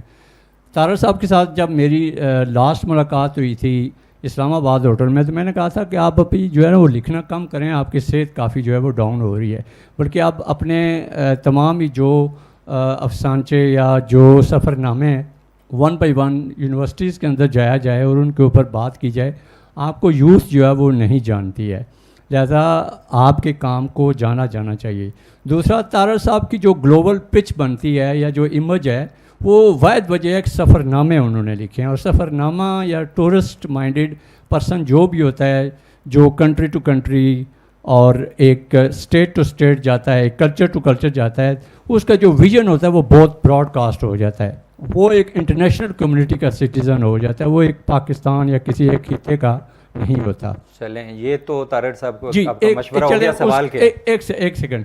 اچھا, جب ہم ٹرانسلیشن کرتے ہیں, میں نے خوب جب اکیڈمی آف لیٹر کے چیئرمین تھے ڈاکٹر خشک صاحب, ان کو بھی مشورہ دیا تھا کہ پاکستانی ادب کو جو ہے وہ ٹرانسلیٹ کیا جائے. ٹرانسلیٹ کرنے میں جب آتے ہیں تو ہم یہ دیکھتے ہیں کہ پاکستانی ادب کے اندر سینس نہیں ہے, گلوبل پچ کے اوپر ابھی پیش کیے جانے کے قابل نہیں ہے. چونکہ میں نے انگلش لٹریچر 25 سال پڑھا ہے اور کافی حد تک پڑھایا بھی ہے. لینگویج کے اندر کافی حد تک ایمپاورمنٹ, ایمپیریسزم اور اتھارٹی بھی ہوتی ہے, لیکن اس کے ساتھ ساتھ جو ہے وہ جو گلوبلائزیشن کا سینس برطانیہ نے دیا ہے, اس کی لینگویج جو ہے اور اس کی جو ایمپاورمنٹ ہے اور جو ایمپیریسزم ہے, اس نے بتایا ہے کہ کیسے لینگویج اور ویپنائزیشن اور یہ تمام چیزیں جو ہے وہ پیش ہوتی ہیں. پاکستانی ادب کا جب خاص طور پر تارڑ صاحب کو میں رک جائیں نا, تاکہ ہم اس سے آگے ہم بڑھیں. کہ ٹیک ہے نا اس میں, ٹیک آپ کا ہو گیا جی نا, اب اس پہ ورنہ بھول جائیں گے ہم سب کچھ. ایک سیکنڈ چلے سوال اس میں یہ ہے کہ فار ایگزامپل آپ پاکستانی ادب کے جو بھی رائٹر ہیں اس کے ٹرانسلیٹ جب کرتے ہیں, جس طرح سفیر صاحب نے کام کیا, کافی سارے الفاظ کو جب آپ بدلتے ہیں تو یہ ایسے جیسے میں آپ کے فیس پر کہوں کہ یو ہیو کلاؤڈس ٹوڈے, تو آپ آسمان کی طرف دیکھنا شروع کر دیں, یا لیکن یو ہیو کلاؤڈس ٹوڈے کے میں نہیں ہے کہ آج آپ کا مطلع صاف نہیں ہے, آپ کا ذہن جو ہے وہ کنفیوز ہے یا کلیئر نہیں ہے. اٹ مینس کہ جو ادب کے اندر خلا پایا جا رہا ہے وہ ہم ایک کے لحاظ سے ایک انٹرپرس یا اس کو ڈسپرس کر کے ایک ہائٹنڈ وے میں یا ایگزیجریٹڈ وے میں پیش تو کر سکتے ہیں, لیکن آپ نلاکیوں کو نہیں چھپا سکتے. اچھا چلیں, اس سارے میں سے جو میں نے ایک پوائنٹ نکالا ہے وہ میرا خیال ہے میں پیش کر دیتا ہوں. یہاں پہ بہت سارے انگریزی کے اساتذہ بھی بیٹھے ہیں, تو کیا آپ واقعی سمجھتے ہیں کہ اردو میں جو ادب لکھا جا رہا ہے وہ گلوبل پچ اس میں نہیں ہے اور وہ اس معیار کا نہیں ہے؟ شجاعت بھی انگریزی کے استاد ہیں, عبد المجید صاحب بھی, میں خود بھی, سفیر صاحب بھی यहाँ डॉक्टर सफ़ीर साहब, डॉक्टर सिबगतुल्लाह साहब बैठे हुए हैं, और लोग भी अंग्रेज़ी के अंग्रेज़ी अदब तो बोना है, मैं अगर कहूँ बोना है। वजह यह है कि यूरोप या रशिया जो नावल लिखा गया या जो फिक्शन लिखा गया, दुनिया में जो तारीख़ है अदब की, उसमें अंग्रेज़ी अदब तो बच्चा है। ये मेरा ज़ाती ख्याल है, जिस तरह आपका एक ख्याल है इसी तरह मेरा ख्याल है। लेकिन अब मैं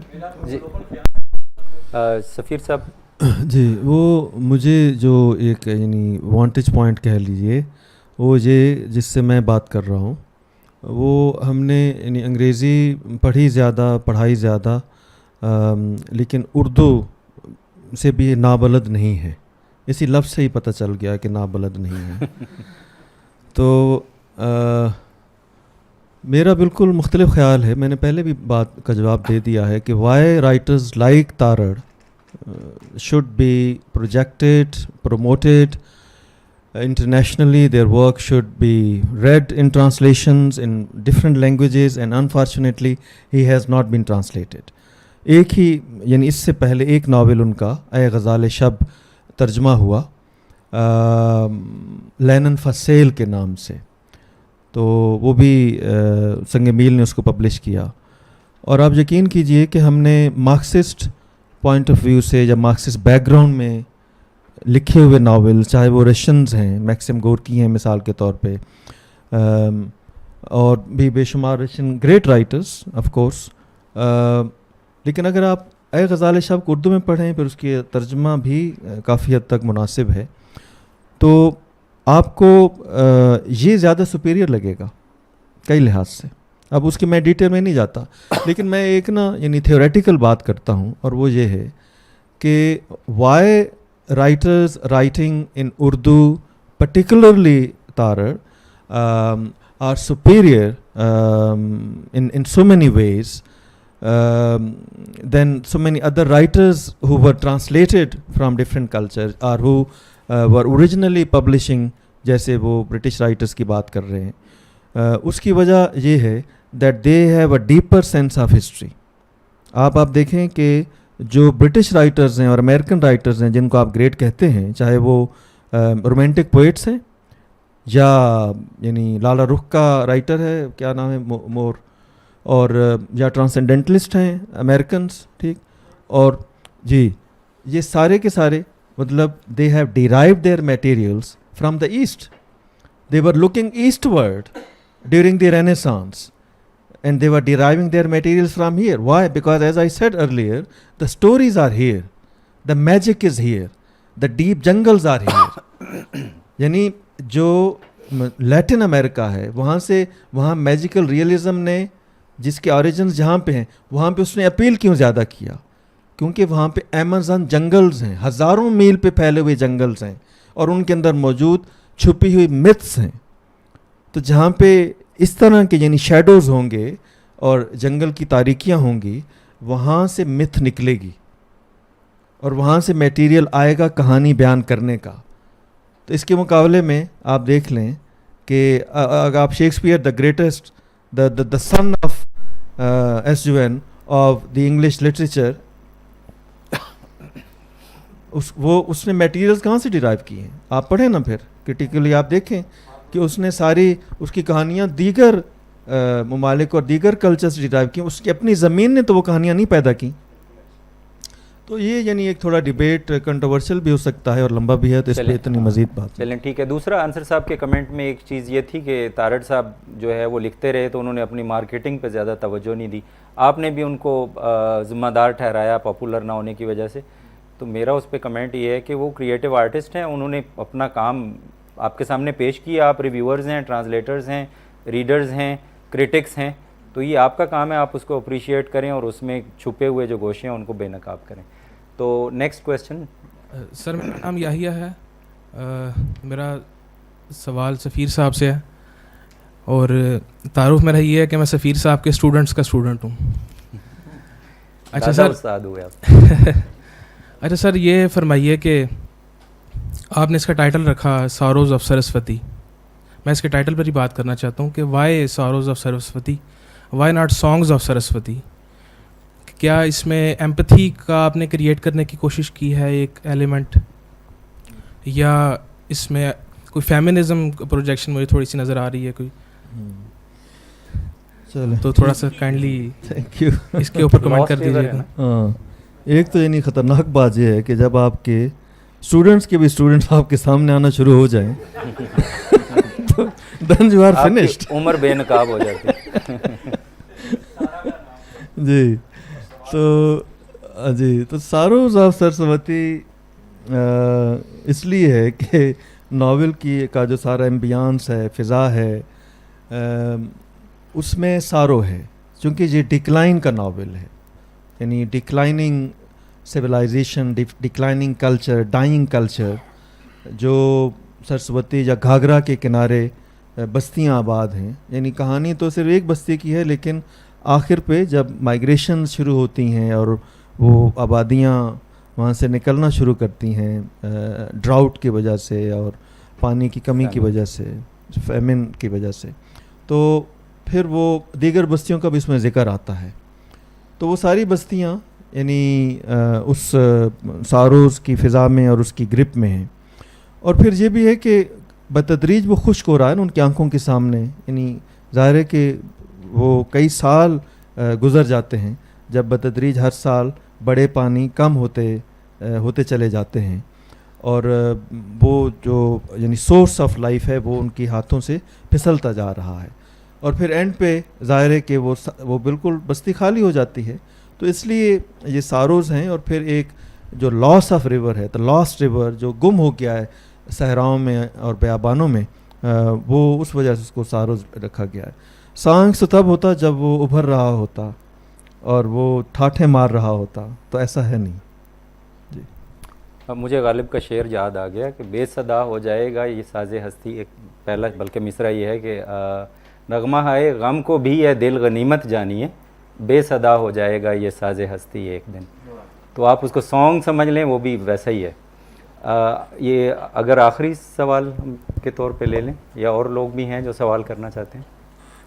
اچھا چلیں, اس کے بعد آپ آخری سوال آپ کا ہوگا. جی آفتاب صاحب. جی میرا نام آفتاب حیات ہے اور میں تو ہسٹری کا اسٹوڈنٹ ہوں. میں دیکھ رہا تھا شروع میں بات ہوئی تو انڈرسٹینڈ میں نے کیا, سویلائزیشن پہ بات ہوئی, ایگریکلچر پہ بات ہوئی, اور قبل مسیح کی یہ ساری کہانی ہے.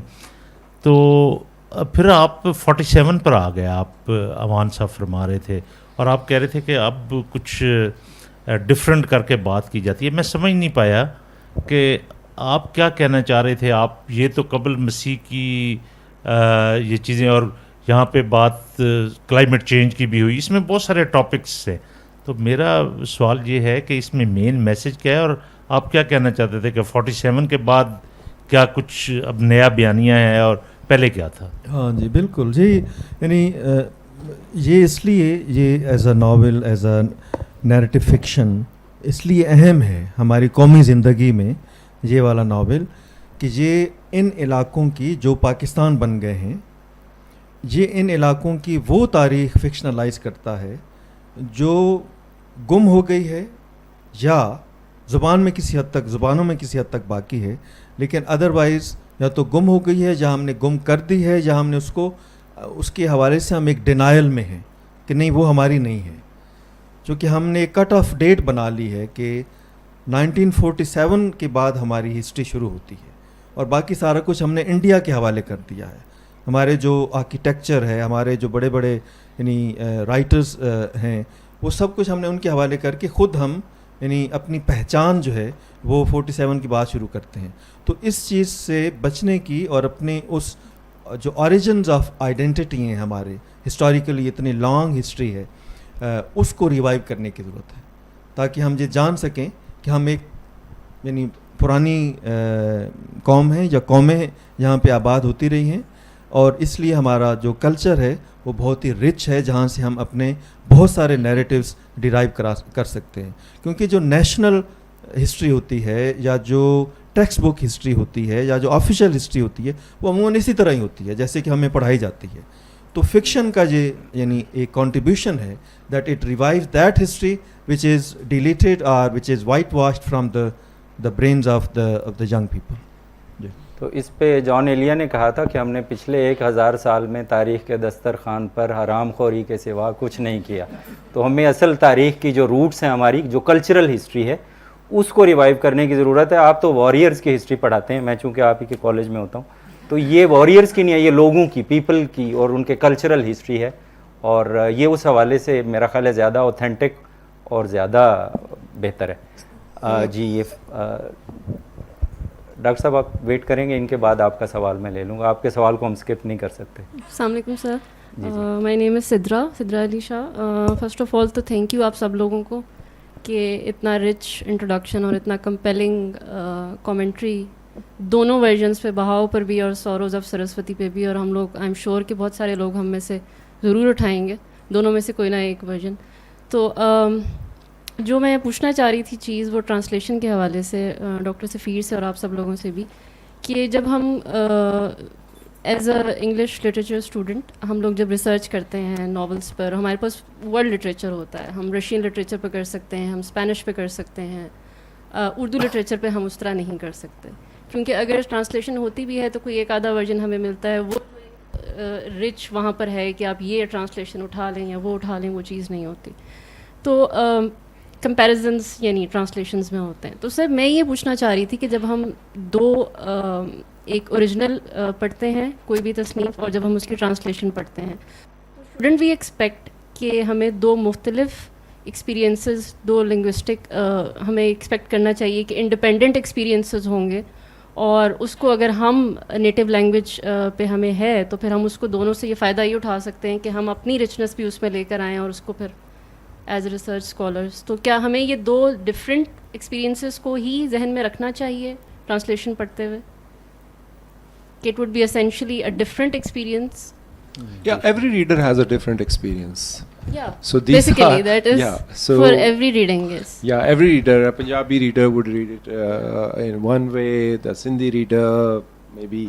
I think this novel can have appeal in southern India, because if it has this Dravidian, I mean, who claims to be a Dravidian? Who is the spokesperson for Dravidian cultures? So this novel can have a great appeal there. Yes, that can be very intriguing indeed. صحیح ہے. یہ جو readers experience کی آپ بات کریں نا, یہ تو یعنی every time you approach a text, the same text new, that is supposed to give you a different you know, so original اور اس کا سوال ہی پھر نہیں رہتا, because they are written in two different medium. Therefore they are different in so many ways also. It cannot be, it cannot remain the same. جس طرح یعنی ریڈر بدلے گا تو میننگز بدل جائیں گے, اسی طرح میڈیم بدلے گا تو تب بھی میننگز بدلیں گے, اور وقت کے ساتھ بھی میننگ بدلے گی. کیونکہ اگر ابھی کلائمیٹ چینج کی بات کسی نے کی, تو مے بی جس وقت ٹارر نے ناول لکھا تھا یہ اس وقت اتنا سیریس ایشو نہیں تھا 1992 میں, لیکن اب اس کو ہم کرنٹ جو کنٹمپریری گلوبل سچویشن ہے اس میں ہم اس کی نئی میننگ ڈھونڈ رہے ہیں اور دیکھ رہے ہیں. ایک جو چھوٹی سی چیز مجھے جس نے فیسنیٹ کیا کہ اس کہانی کی پیدائش کیسے ہوئی, اور وہ تقریباً سوتے جاگتے کے درمیان میں ہوئی, اور تارڑ نے بتایا کہ رات کو اٹھ کر پانی پینے کی ان کو عادت تھی کہ نیند سے جاگ کر, اور ابھی وہ سوتے جاگتے کے درمیان میں نا اپنے بستر کے سائڈ ٹیبل پر پانی رکھ دیتے تھے, اور جب اس گلاس کو انہوں نے چھوا تو وہ انہیں لگا کہ پانی اس میں کم ہے, اور وہ اس نے اسپارک کیا اور یہ سارا خیال پیدا ہوا. تو جیسے کہ کسی بھی کہانی کی پیدائش ایسے حادثتاً ہوتی ہے, اور میرا خیال ہے کہ یہ سوتے جاگتے کے درمیان سب سے زیادہ کریٹیو ہوتی ہے, انسان کا ذہن جو ہے چل رہا ہوتا ہے. تو تارڑ نے پھر اس کو کہانی کے کردار میں بھی پیش کیا, اور وہ بڑا خوبصورت ایک اس کا حصہ ہے کہ جس میں شمرو جو ہے اپنی وہ جھاجر اس کو وہ بار بار چھو رہا ہوتا ہے اور اسے لگتا ہے کہ پانی کم ہے. تو چھوٹا سا خیال ایک اتنے بڑے ناول کی وجہ بن گئی. جی آئی ایم گلیڈ کہ لوگ جو ہے وہ بڑے پیشنس سے نہ صرف سن رہے تھے بلکہ اتنے اچھے کویسچنس کر رہے ہیں. آخری سوال کے لیے میں ڈاکٹر صبغت اللہ صاحب سے کہوں گا, گزارش کروں گا. جی بہت شکریہ راشد سلیم صاحب. It was highly enlightening session. بہت یعنی چیزوں کے بارے میں ہمیں معلوم ہوا, اور چاروں جو پینلسٹ ہیں اور ہمارے moderator I think they were very well prepared, اور بہت اچھا کنٹیکسچولائز بھی کیا اس ٹرانسلیشن کو بھی اور مستنصر صاحب کے ناول کو بھی. میں پہلے تھوڑا سا کامنٹ کروں گا اور پھر صفی صاحب کے لیے کویسچن ہوگا. راشد سلیم صاحب نے بھی اس جو ٹرانسلیشن کا جو ٹائٹل ہے سوروز آف سراسوتی, اور ایک دو اور بھی کویسچنز ہوئے ہیں. میں یہ سمجھتا ہوں کہ یہ جو ٹائٹل ہے سوروز آف سراسوتی, یہ چونکہ صفی صاحب مسلسل اس کے اوپر بات بھی کر رہے ہیں, he is referring to this thing. یہ جو گلوبل یا ویسٹرن کنزمپشن ہے اس کے لیے I think this is the best title that could be given to this translated version.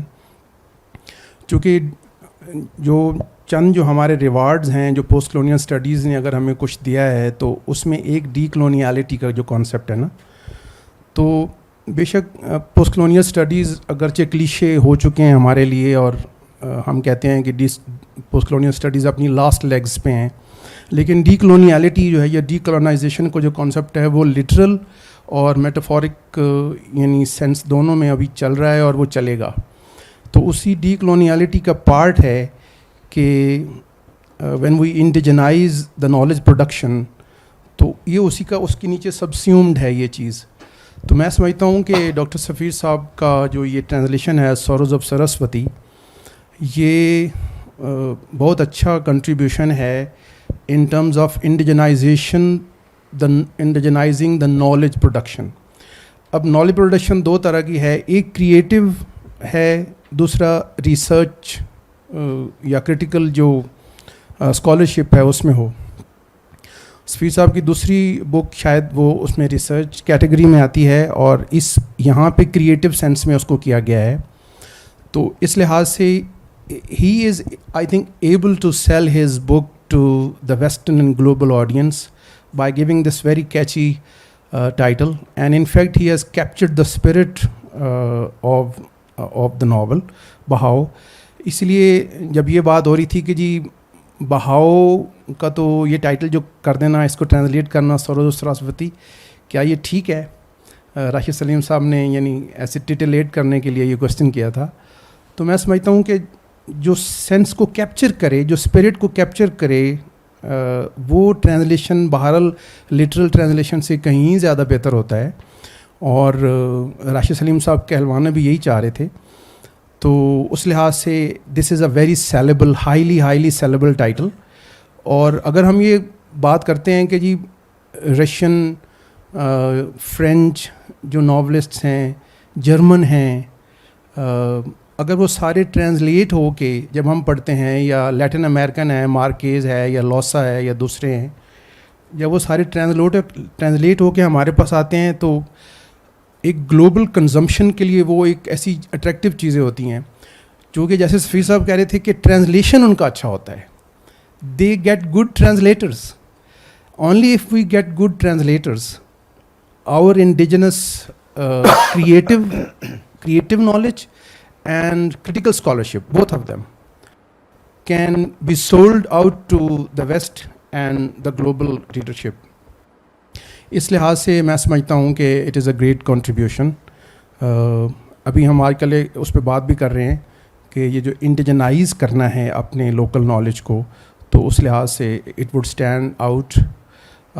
میں اسی پہ ڈاکٹر سفیر صاحب سے چاہ رہا ہوں کہ اس پہ وہ بات کریں کہ جو انڈیجنائز کرنا ہوتا ہے نالج پروڈکشن کو, اس کے یعنی دونوں اسپیکٹ سے کہ ہم ان کو سیل کرتے ہیں آڈینس کو, جو گلوبل آڈینس ہے یا ویسٹرن, اور پھر ہم we in fact kind of turn over back on whatever they have got to offer.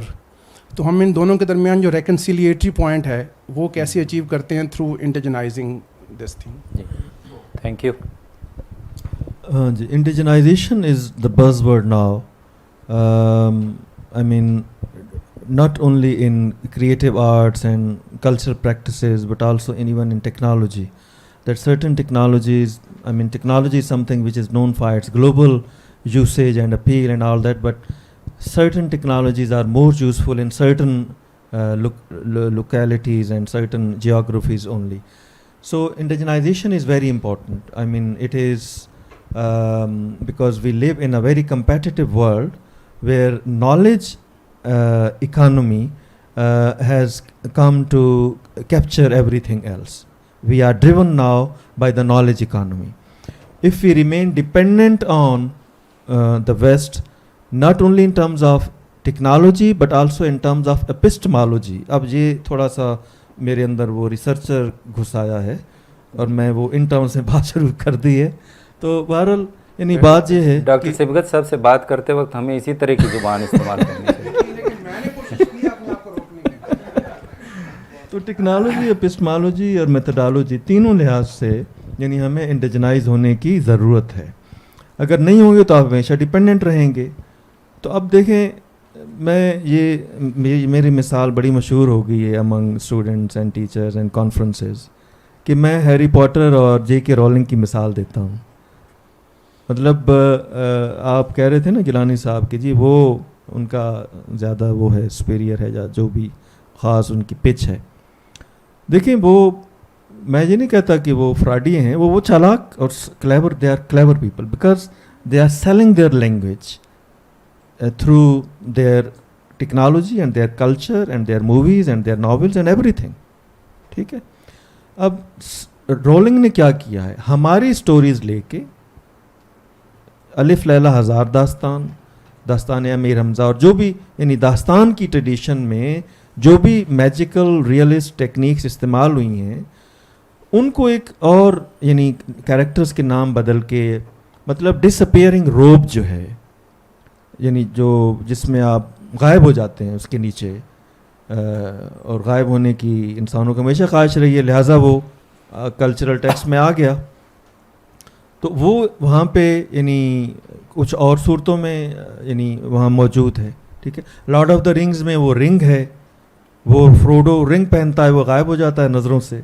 या फ्लाइंग कारपेट हमारे यहाँ है, तो अब जहाँ पे ये फ्लाइंग ब्रूम है, ये इतनी ज़्यादा उसने नकल मारी कि उस पर मुकदमा हो गया यूके में कि आपने प्लेजराइज किए हैं सोर्सेज, यानी ईस्टर्न वेस्टर्न दोनों सोर्सेज. यानी ये जो स्टार वार्स हैं, ज़ाहिर है वो जो स्टार वार नॉवेल्स लिखे गए और फिर उन पर मूवीज़ बनी, तो उसको ऊपर ये एक लॉ सूट चलता रहा और वो उसने उसको फेस किया. लेकिन ज़ाहिर है वो यूके में था, बहरहाल उसको वो उससे वो कहा गया कि जी ठीक है, ये नहीं, इसने प्लेजराइज नहीं किया, यानी क्रिएटिव प्लेजरिज्म है, तो फिर ठीक है.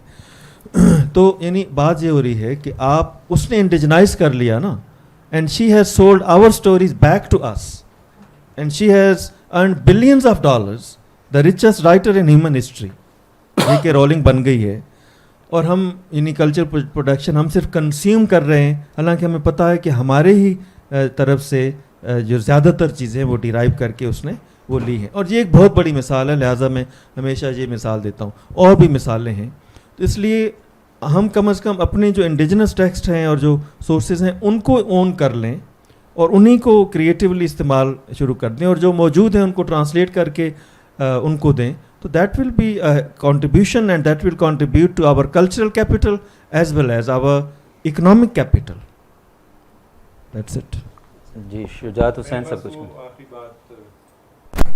चाह रहा था कि वो अभी बात हो रही थी कि किस तरह इस तरह के नावल्स को पॉपुलराइज़ किया जाए. देखिए, ये पॉपुलर नावल नहीं है, मतलब अब जिस तरह की इसकी थीम्स हैं, we haven't discuss the themes in detail obviously, because हम तो ट्रांसलेशन की बात कर रहे हैं यहाँ पे. तो इसमें स्पेशली वो जो मैजिक रियलिस्ट जो हम कह रहे थे इसको, उसके हवाले से भी जो इसमें मैजिक है, जो इसमें एनिग्माज हैं, जो मिस्ट्रीज़ हैं, वो हमने यहाँ पे एक्सप्लोर नहीं की एज सच. तो उस तरह से ये पॉपुलर नावल तो नहीं है. वैसे इंग्लिश में भी आपको पता है कि जितने क्लासिक्स हैं, बस उनके फिर वो एक्सेसिबिलिटी इस तरह बढ़ती है कि अगर नर्ड्स में आपने पॉपुलर कराना है तो स्पार्क नोट्स तैयार करवाएं. मैं तो बना के लाया था इसीलिए, लेकिन تو اگر آپ چاہتے ہیں کہ لوگ سمجھ پہلے لیں اور پڑھیں بعد میں، اور اگر مشکل لگتا ہے تو اس کا تو پھر یہ طریقہ ہے. تو اگر آپ کے سامنے اسپارکس نوٹ آج نہیں پیش کیے گئے تو اس کی وجہ یہ تھی کہ میں نے انہیں روک دیا تھا. تو میں سب سے پہلے تو یہ ہے نا کہ یہ گلوبل آڈینس کے لیے ایکسیسیبل ہے، وہ کنزیوم اس کو کرنے کے لیے تیار ہیں، تو اس کے لیے کم از کم جو یعنی ٹائٹل ہے اس کے ذریعے سے وہ کر سکتے ہیں. لیکن جنرلی جیسے ابھی یہ بات بھی ہو رہی تھی، مسلسل راشد سلیم صاحب نے بھی یہ بار بار یہ کہا کہ اصل میں یہ کوئی ناول اردو میں نہیں لکھا گیا. تو اگر اس بات کو لیا جائے تو میں سمجھتا ہوں کہ طارق صاحب نے اردو زبان کی تو اس میں خدمت نہیں کی، البتہ انہوں نے جو انڈیجنس یا ریجنل لینگویجز ہیں اس پہ فوکس کر کے یہ ایک ساؤتھ ایشین ٹیکسٹ تو بہرحال ہے، اس کو ہم اسٹرکٹلی پاکستانی ٹیکسٹ تو ہم نہیں کہہ سکتے. لیکن جو سفیر صاحب نے کام کیا ہے، جو یہ کہتے تھے کہ نیشنل میں نے ایک ڈیوٹی ادا کی ہے، وہ اس سینس میں ہے کہ انہوں نے اب اس پاکستانی ناولسٹ کی اس ٹیکسٹ کو انہوں نے گلوبلائز کرنے کی کوشش کی ہے، یا اس کو ویسٹ میں سیل کرنے کی انہوں نے کوشش کی ہے، جو کہ میں سمجھتا ہوں بڑی اچھی ایفرٹ ہے. اور اس پہ میرا خیال ہے ایک اپلاڈ ہونا چاہیے ڈاکٹر سفیر صاحب کی اس ایفرٹ پہ. اور ڈاکٹر سفیر صاحب نے اگر اتنا اچھا ترجمہ کیا ہے تو اس کی ایک وجہ یہ بھی ہے کہ سفیر صاحب کے مشیروں میں ڈاکٹر صبغت اللہ بھی شامل تھے. تو آپ لوگوں کا بہت شکریہ، آپ نے بہت دلچسپ کویسچنز کیے اور اس کو اتنا انگیجنگ سیشن بنایا کہ یہ 2-2.5 گھنٹے ہونے کو ہیں، لیکن آپ لوگ جو ہے وہ اس میں اتنے انگیجڈ ہیں کہ کسی کو وقت کے گزرنے کا پتہ ہی نہیں چلا. تو جو ہمارے آن لائن ویورز ہیں ان کا بھی بہت شکریہ، ہم ان کے سوال نہیں لے سکے. نیر کچھ سوال ہیں؟ جی چلیں، بہت شکریہ. اس کے ساتھ ہم خدا حافظ کہتے ہیں. اگر آپ لوگوں کے اور سوالات ہیں تو وہ آف لائن ہم بعد میں لے لیں گے. Thank you.